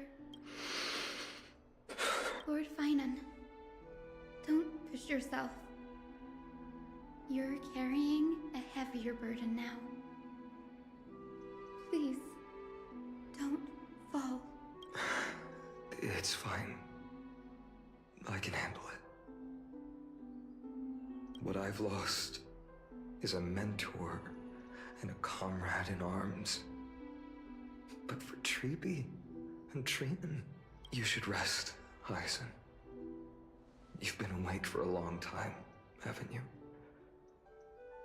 We'll handle things from here. Okay. See you later, everyone. Next,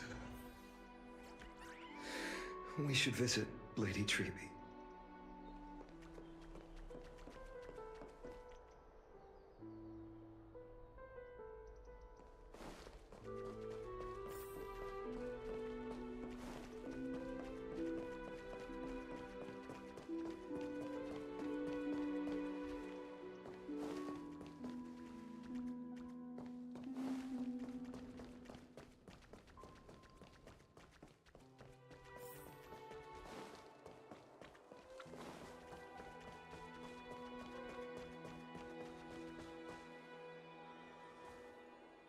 Snowy. Little Gray. Lady Treby. Snowy, don't. Please, you went to the grove to prepare yourself for the threats to Akama. You didn't do anything wrong. We were always by Aggie's side throughout this long journey. So, we understood her thoughts better than anyone.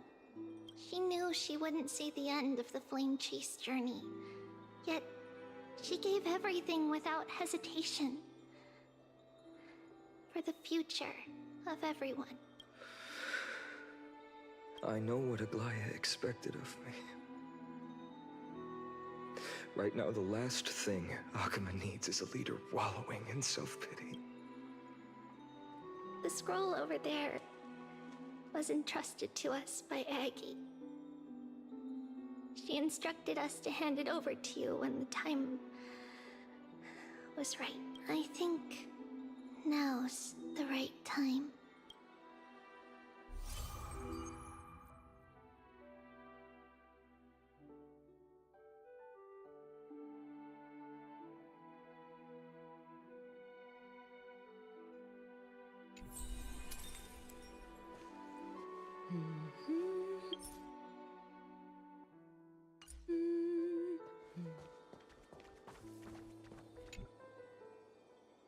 Vinan, my humble student, my trusted colleague. As I write this, you are locked in a battle of words with the Council of Elders, fighting for the survival of the Flame Chase journey on a battlefield where the smoke of war is invisible.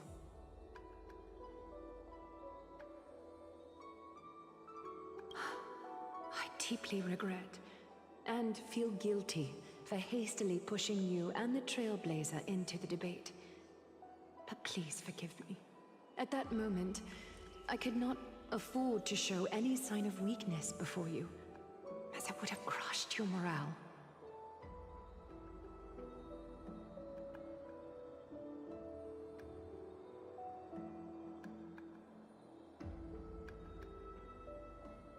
I considered the debate a routine affair, assuming I could win merely with the support and experience we'd accumulated over centuries. But I underestimated Kindness and her party's cunning, and also the deterioration of my own senses. The trap was likely set by the debater Calictus. He had prepared a severed golden thread in advance, revealing it to the public when Kindness was faltering in the debate. He claimed I was reading everyone's thoughts with the golden thread to cheat in the debate.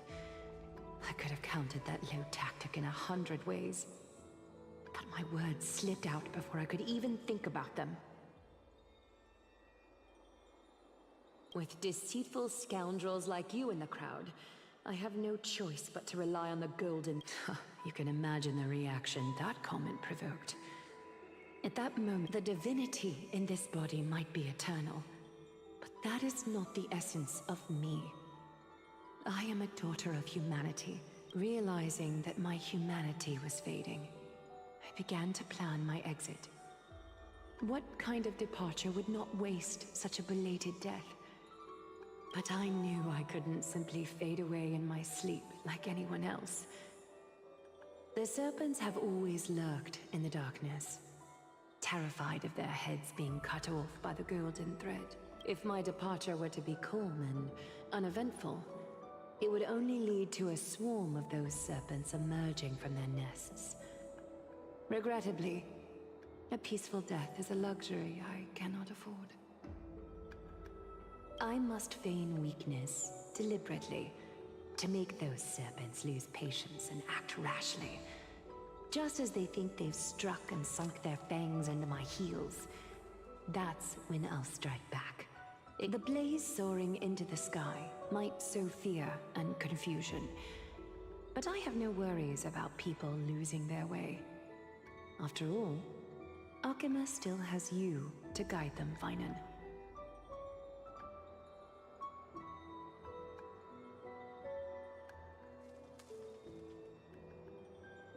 You're not perfect, Finan. I've witnessed your confusion, recklessness, and deep sensitivity, dawn after dawn. The heavy burdens of your past have always weighed you down, inflicting deep pain. Yet, in your way, you are perfect. You embrace everyone's imperfections, always ready to find the precious qualities hidden beneath their rough exteriors. Unconditionally. That might be what sets our Sky Father Kefili apart from other deities. They recognize the imperfections in their creations, yet still choose to shine their light on them, offering protection with unconditional love. Finan, while you zealously pursued strife, believing it to be your destined path, from the very beginning, my thoughts have never changed. You are the destined world-bearer of Amphorius, the gate to Amphorius's future. Go, complete the flame-chased journey of the prophecy, ignite the stars, and inspire hope in the hearts of humanity. I will be waiting at the end of the West Wind, looking forward to the miracle you will create. Aglaya, how could I possibly be worthy of the burning torch you've passed into my hands?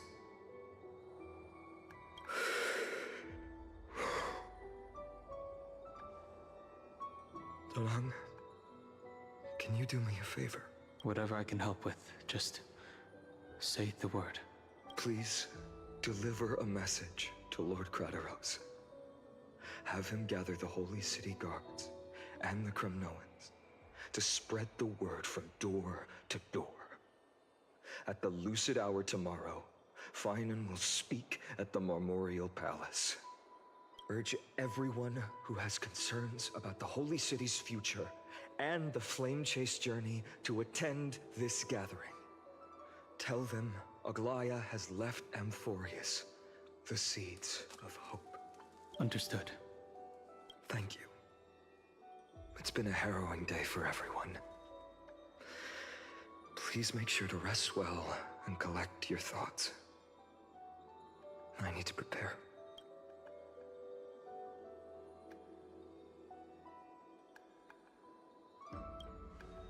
Cortonis. What brings you to Marmorial Palace? I plan to get everything settled before coming to see you. Is there something urgent, Cortonis? How are you holding up, I wanted to see. Better than I expected, you seem. There's no room for doubt anymore. It's time to take action and show everyone that the leadership of the Chrysos heirs is still strong.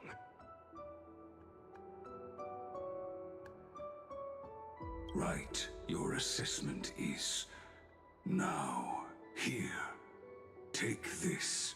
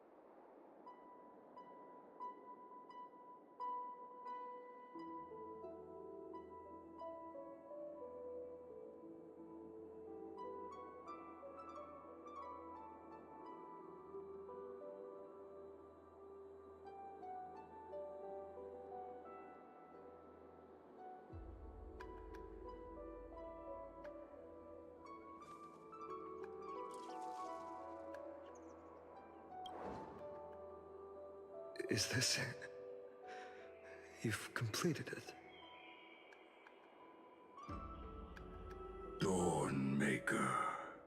The name I've chosen for it before dawn. Prepare for battle. For tomorrow, wield your sword. Befits your stature, it does. Chrysos heir. Dawnmaker. Unbelievable. You've never seen that black-clad swordmaster. Yet you've recreated this so precisely, just from what I described. Precise, your description. Imbued it with the power of dawn I already have. Guided by your will, gleam with golden flames. Its blade will wield it. May triumph always be yours. Thank you, Cartonis. I will use this sword to protect the beings of Emphorius. Another thing there is. What's this? Stored here. The remnants of Aglaya's divinity are. This was her commission. Her death she had long foreseen. Can she still hear us? It's difficult to confirm. About divinity, we know very little in this way. She wanted to be with you. Always. I understand. Let me keep it. With this, I'll have another constant companion by my side. May this world never have a need for a deliverer. Someone told me long ago, but when the world dashed her hopes and fell into disarray, if she could see me now, leading from the front, rallying people against their destiny,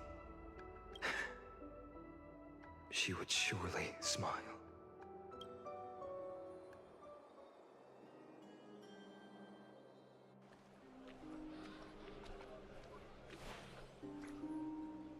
How will the Holy City continue without Lady Goldweaver? Look! Lord Finan is here. Will he step up to lead Akama?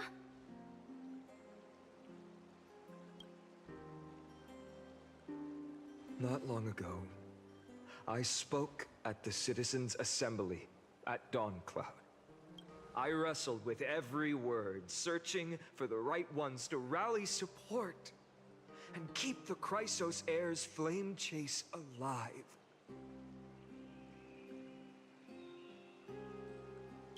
In the end, I remembered a lesson from one of my teachers.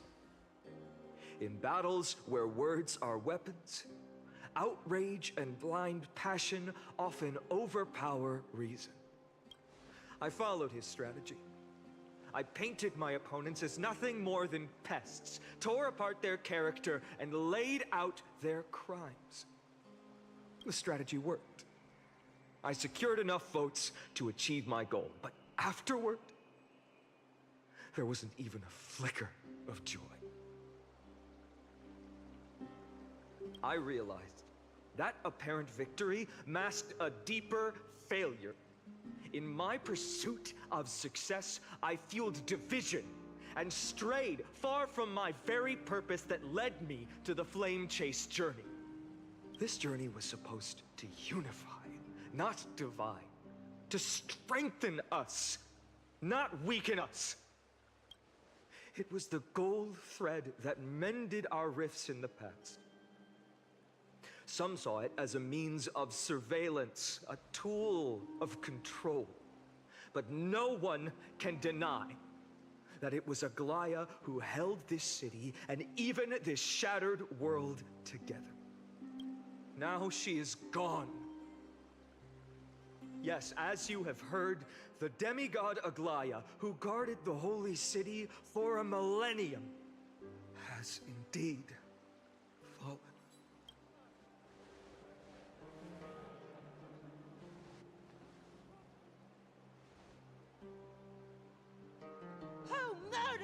Lady Goldweaver! Find the murderer! Make them pay!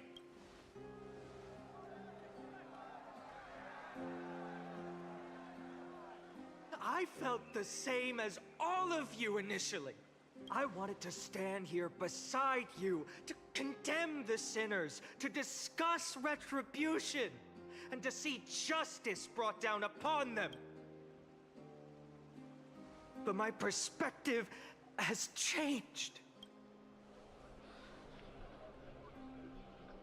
The golden threads that once bound this city have unraveled. Yet no one is celebrating their freedom from control.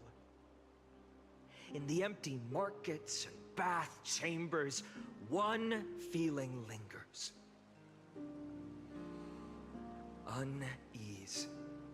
Deep down, we all know the last safeguard against the harm we may do to each other is gone. No divine power will protect us from the malice in our hearts. From now on, only the moral code we choose to uphold for ourselves will stand between us and the abyss. Finon has a way with words.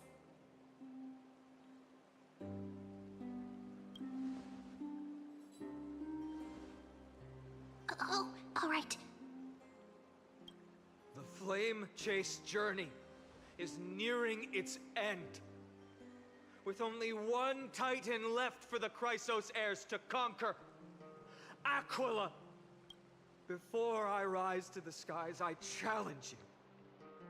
Cast out the shadows and malice within your hearts. Let your spirit shine brighter than the sky itself. Let me bear witness.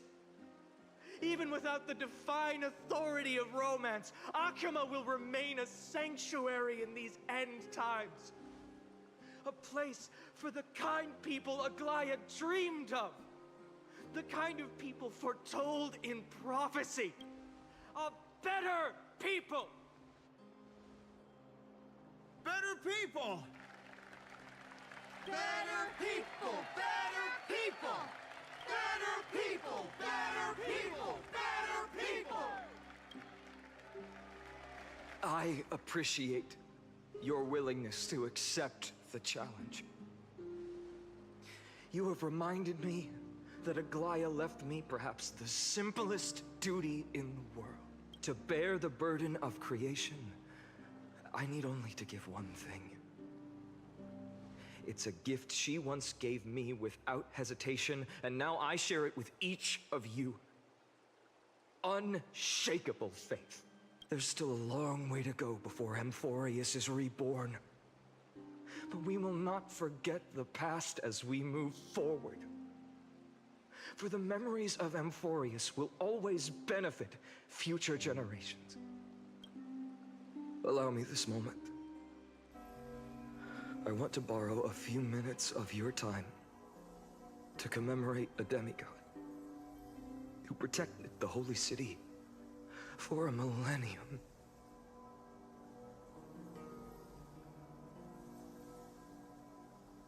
She was Akuma's dressmaker, the leader of the Chrysos heirs, the Gold Weaver, Aglaya, and her greatest feat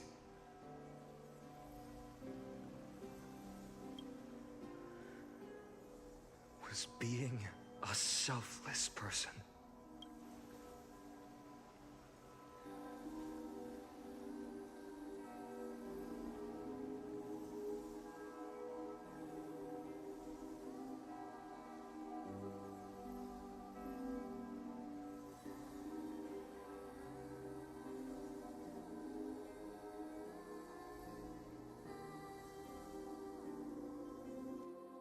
That singing sounds so familiar. That's our song, and Snowy used to love it! Yes, Lady Trian. For that child filled with anxiety. Your songs always dispelled the clouds in my heart. Even if for just a moment. Snowy was so cute and kind when he was little. Now, you've grown so much. Maybe not as cute, but still just as kind. Time spares no one, so there's nothing we can do. But kindness, you helped nurture it in me. Don't mention it. Your light is as bright as ever. Keep it up and stay strong.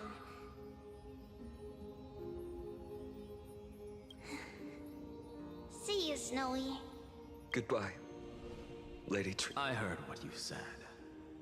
Are you suggesting the debate tactics I've taught you are nothing but sleight of hand? Not at all, Professor Anaxa.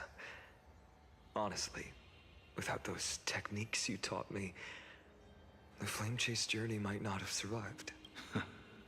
Good thing your head's still clear. The Chrysos heir of Kefali. I had no idea you had it in you while I was drilling those formulas in your head in class. Who could have thought, Professor? By the way, I've completely forgotten those formulas now. Some things never change. In our next lives, I'll teach you how to truly embrace your divine duties. I'll be waiting. Goodbye, Professor Anaxa. Miss Castros, aren't you going to say something? Lord Finan, you have always been so approachable.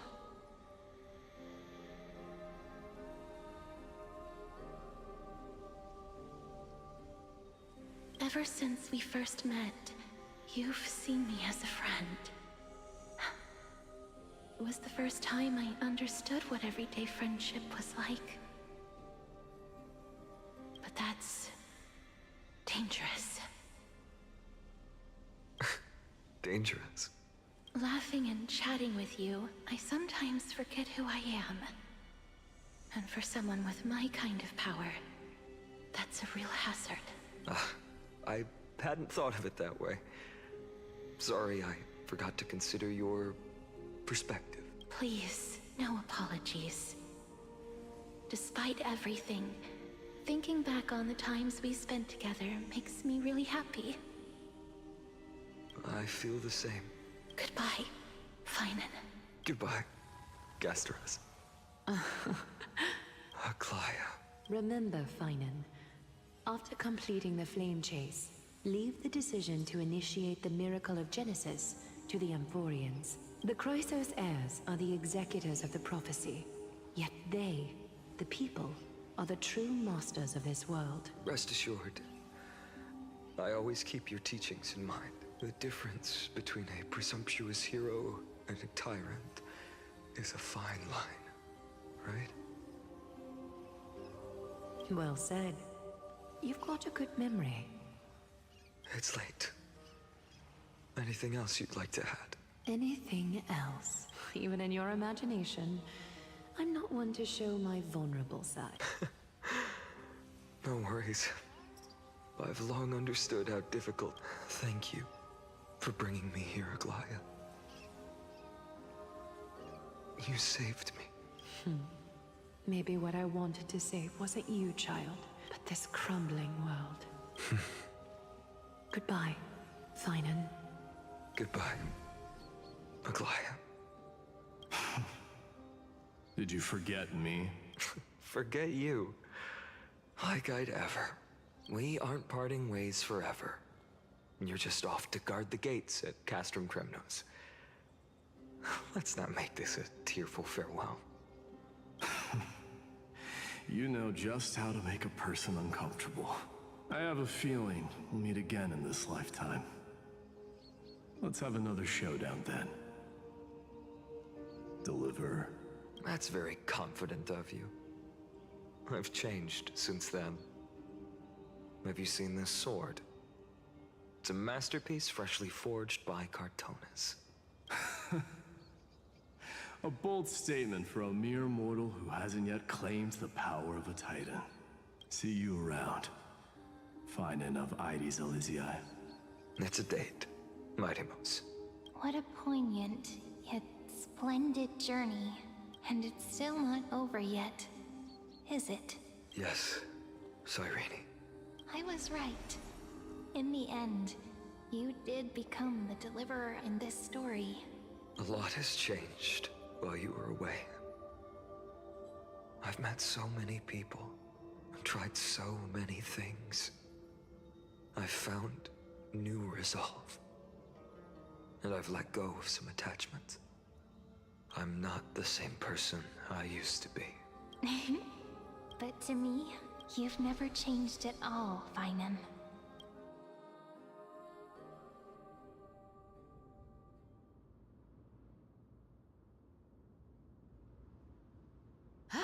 Dawn Cloud. This place holds so many different kinds of memories. I remember you could see the Gold Weaver sign from here, all the way down the mountain. But my eyes aren't what they used to be 1,000 years ago. Cyphera, you seamstress. Does Akuma have any treasures so rare that not even your... I mean, our shop has seen?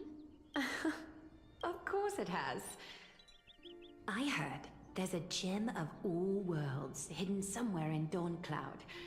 Apparently, it's truly a priceless treasure, being a part of Kefali's divine body. Even I, the Gold Weaver, cannot witness its glamour. Gem of all. Nice! Got it! Well, please keep...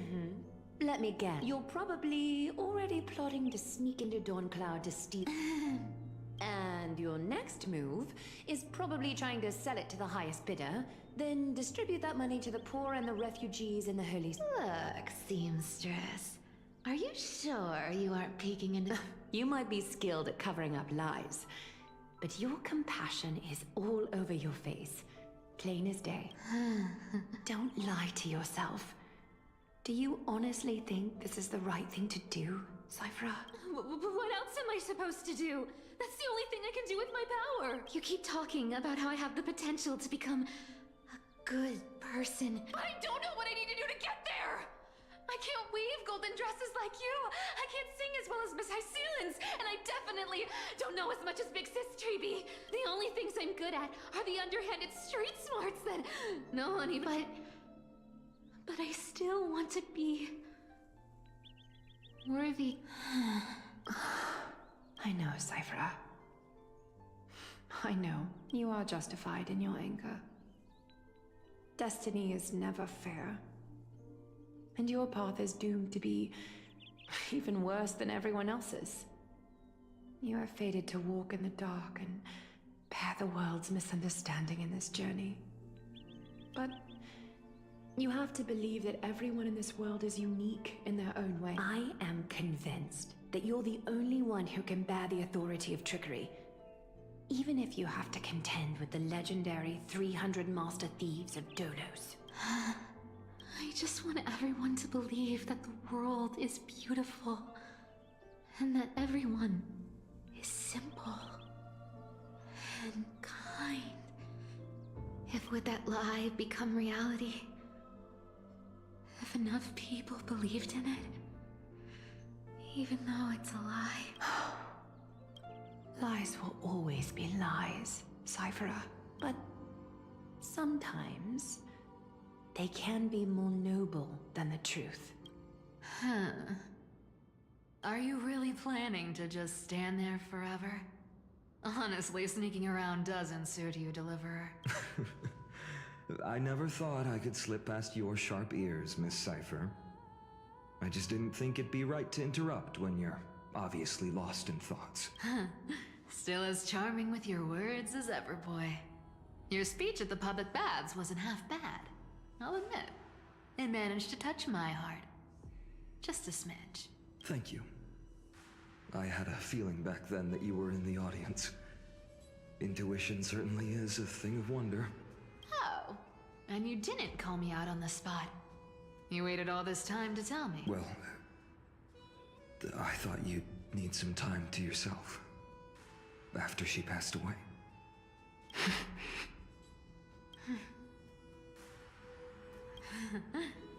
Enough small talk. Tell me, what kind of trouble did you run into that you need me, the super old-timer, to step in? We've only met a couple of times, but you've always gone straight to business. I respect that about you, old-timer, so I'll cut to the chase. You're probably aware that Aglaya has earned the support of the entire city for the Chrysos heirs. Everyone believes that she died at the hands of council members who were against the flame chase. And the citizens' fury has been dragging these schemers out of the shadows one by one. But they didn't get everybody. To this day, we still haven't found Elder Kynus, the leader of the Cleaners. Ah, I see. You're afraid she'll do something wild now that she's pushed into a corner, aren't you? Yes. I believe that Kefali's core flame, forever enshrined above the council theater, would be the opposition's final trump card against the Chrysos heirs. We're setting out to campaign against Aquila in a few days. With the Chrysos heirs gone, it'll be their best chance to strike. You think those desperate dogs will try to snatch the core flame while you're gone? So, you want me to give them a nice long walk while you're away, right? You sure saw right through me, Miss Cypher. I know exactly what you can do. Godlike speed, perfect disguises, untraceable movement, and that most enigmatic authority of trickery. I have only one request. Please, use whatever tricks you need to protect Kefali's core flame. Even if you have to deceive the rest of the Chrysos heirs as well. Uh-huh. Hey, Deliverer. Do you honestly think that there's no way I'll turn you down? Do you even have any plan Bs if I decide to nope out on this? As the demigod of trickery, there are no other trump cards in the world that can outrank you. I'm sure you know the answer to your own question, Miss Cypher. What confidence. You talk as if you have everything in the palm of your hand. Huh. So you did learn a thing or two from her. I'll give you that. Then let me tell you something you don't know. The Flame Reaver. They've been watching Akama closely.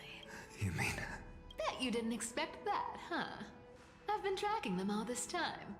And this is my conclusion. That lunatic may have lost their mind. But they're no fool. Why do you think they haven't made a move on Akama yet? Professor Anaxa once analyzed this. He thought it was probably because Kefali's core flame was protected by the Council of Elders' secret arts. Ha! Sacred art's my foot! I could break those mechanisms with a flick of my finger. Allow me to let you in on the actual secret. They probably held off from attacking Akama because the Seamstress's defense network was way tougher than you thought. Now that she's gone, and you're heading out to battle the Eye of Twilight, with the city's defenses in shambles. What a dangerous situation we find ourselves. But since you're the one who brought it up, I'm guessing you already have a solution in mind. Just look how ridiculously calm you are right now. But you guessed it right. Consider this a 2-for-1 deal. I'll keep that lunatic entertained on top of protecting Kefali's core flame. You owe a big favor after this. You have my deepest gratitude. That Flame Reaver's power is truly unfathomable. Please be careful. Don't forget, Deliverer. There's a fundamental truth in this world. Cyphera will always get the last laugh. No need to worry for a demigod. I'll do my job, so you need to make sure you don't die before you pay me.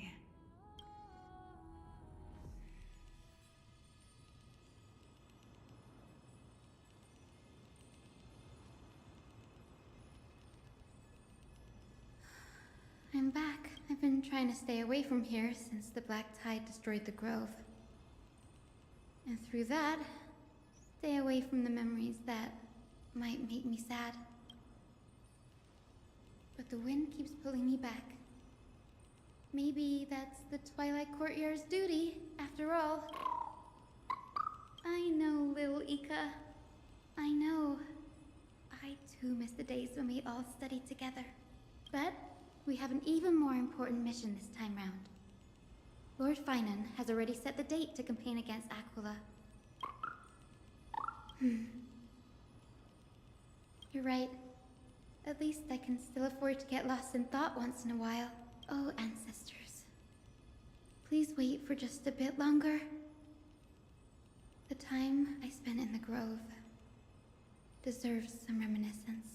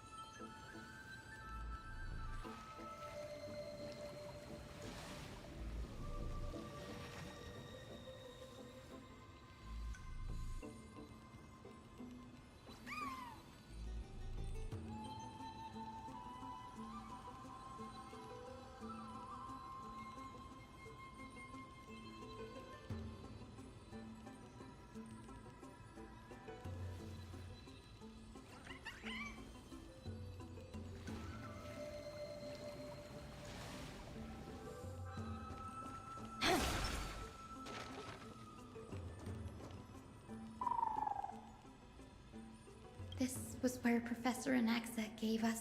I can still see that day in... And that was your last lesson in the Grove. Now, each of you will head off on your own path. How much the Grove's teachings can help you in the real world depends on how well you can put knowledge into practice. However, heed this warning. If you ever do anything disgraceful out there, don't ever claim you were the student of Anaxagoras, one of the 7 sages.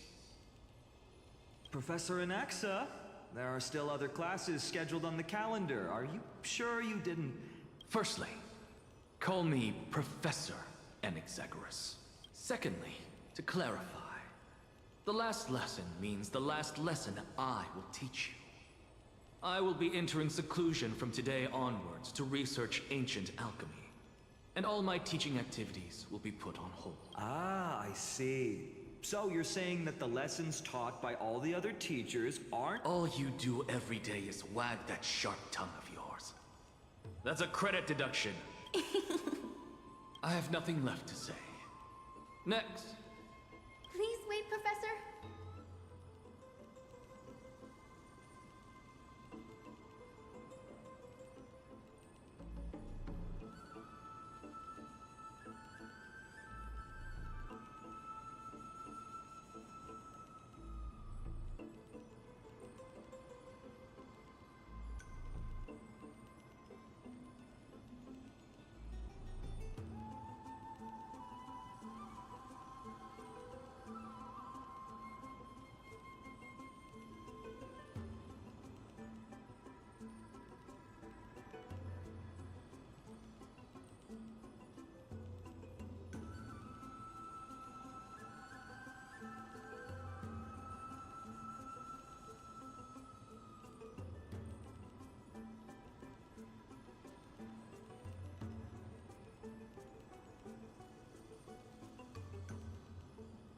According to the Grove's protocols for a cohort's final class, the lecturer should take some time in that lesson to discuss the students' post-graduation aspirations with them and guide them toward a solid path.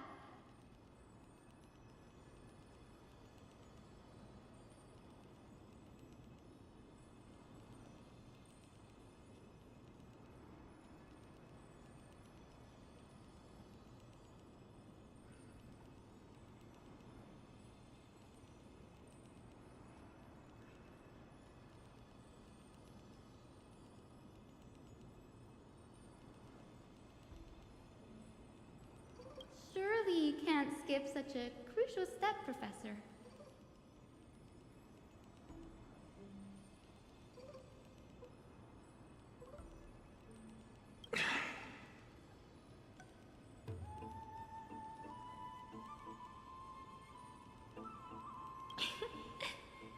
Teaching assistant Miss Hyacinth is truly Professor Anax's nemesis.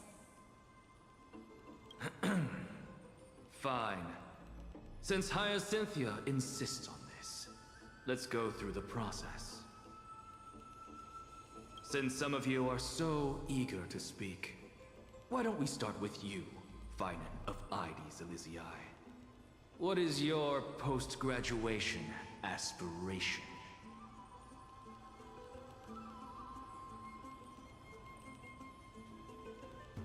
Me?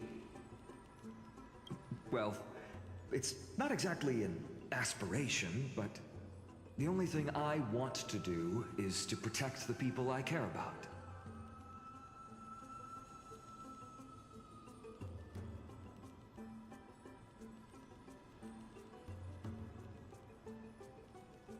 I see. So you want to be a hero? How boring. Next. I didn't say...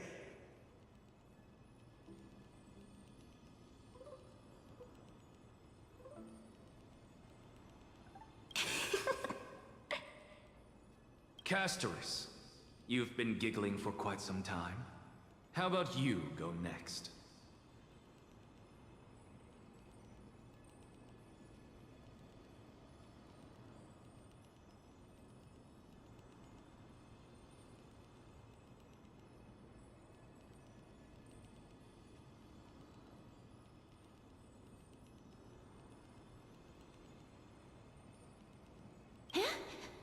Perhaps my answer is a bit vague and meaningless, Professor Anaxagoras.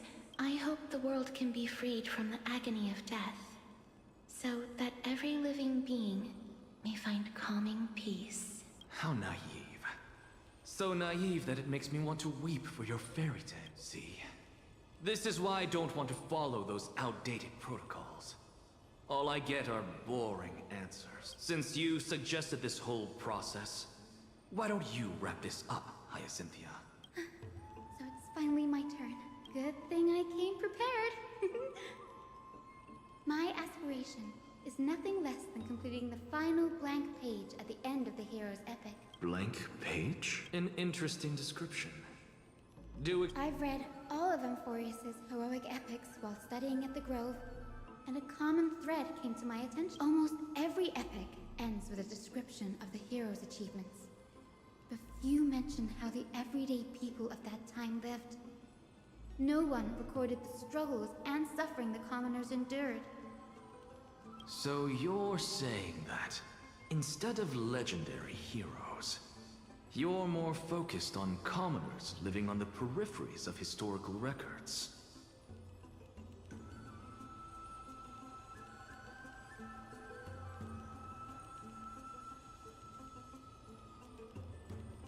Perhaps I'm influenced by my background. My ancestor, Seliosi the Day Thunder Knight, raised her spear against the sky and ushered in the flame-chasing era that continues to this day.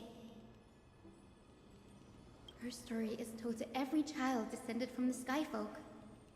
We have no doubts about Seliosi's greatness, yet her towering figure overshadowed every record from that entire... What about the Day Thunder Knight's family, allies, and friends? What about the survivors and those who died in the great battles? Whenever I think about their stories by the campfire, I realize the details of those legends have been long lost, and only Seliosi's name remains.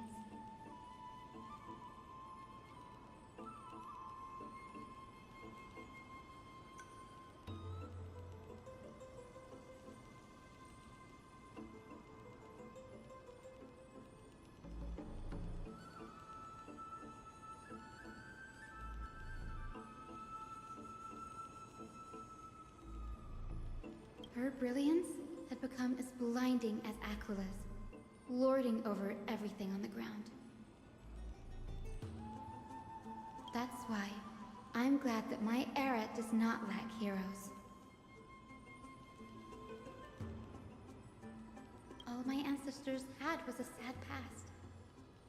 But I have a future I want to protect. Instead of becoming a hero and ushering in a golden deluge to baptize the world anew, I want to stay in the backline and save all the ordinary humans from drowning in the rising waves. I wish not to return to the sky, but to walk among the masses on Earth.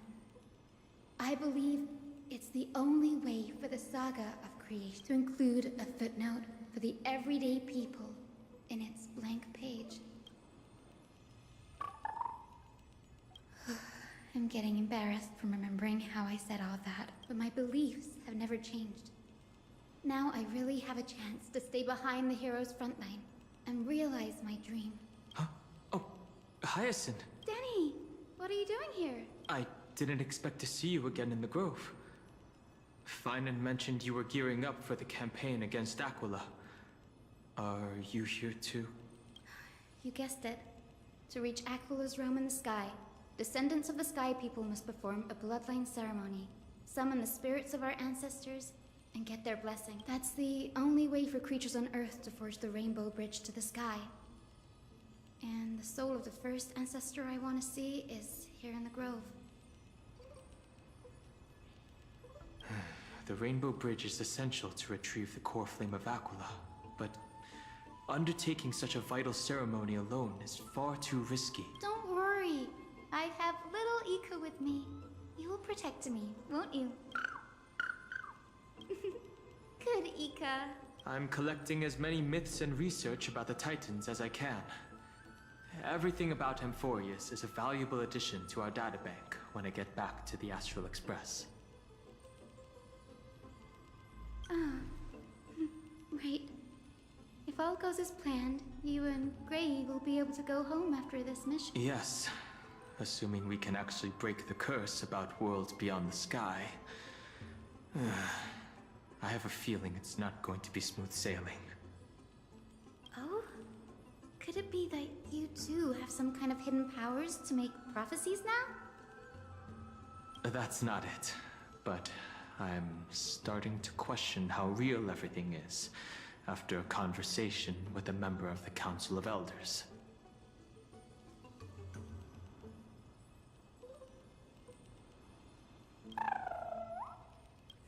Nope.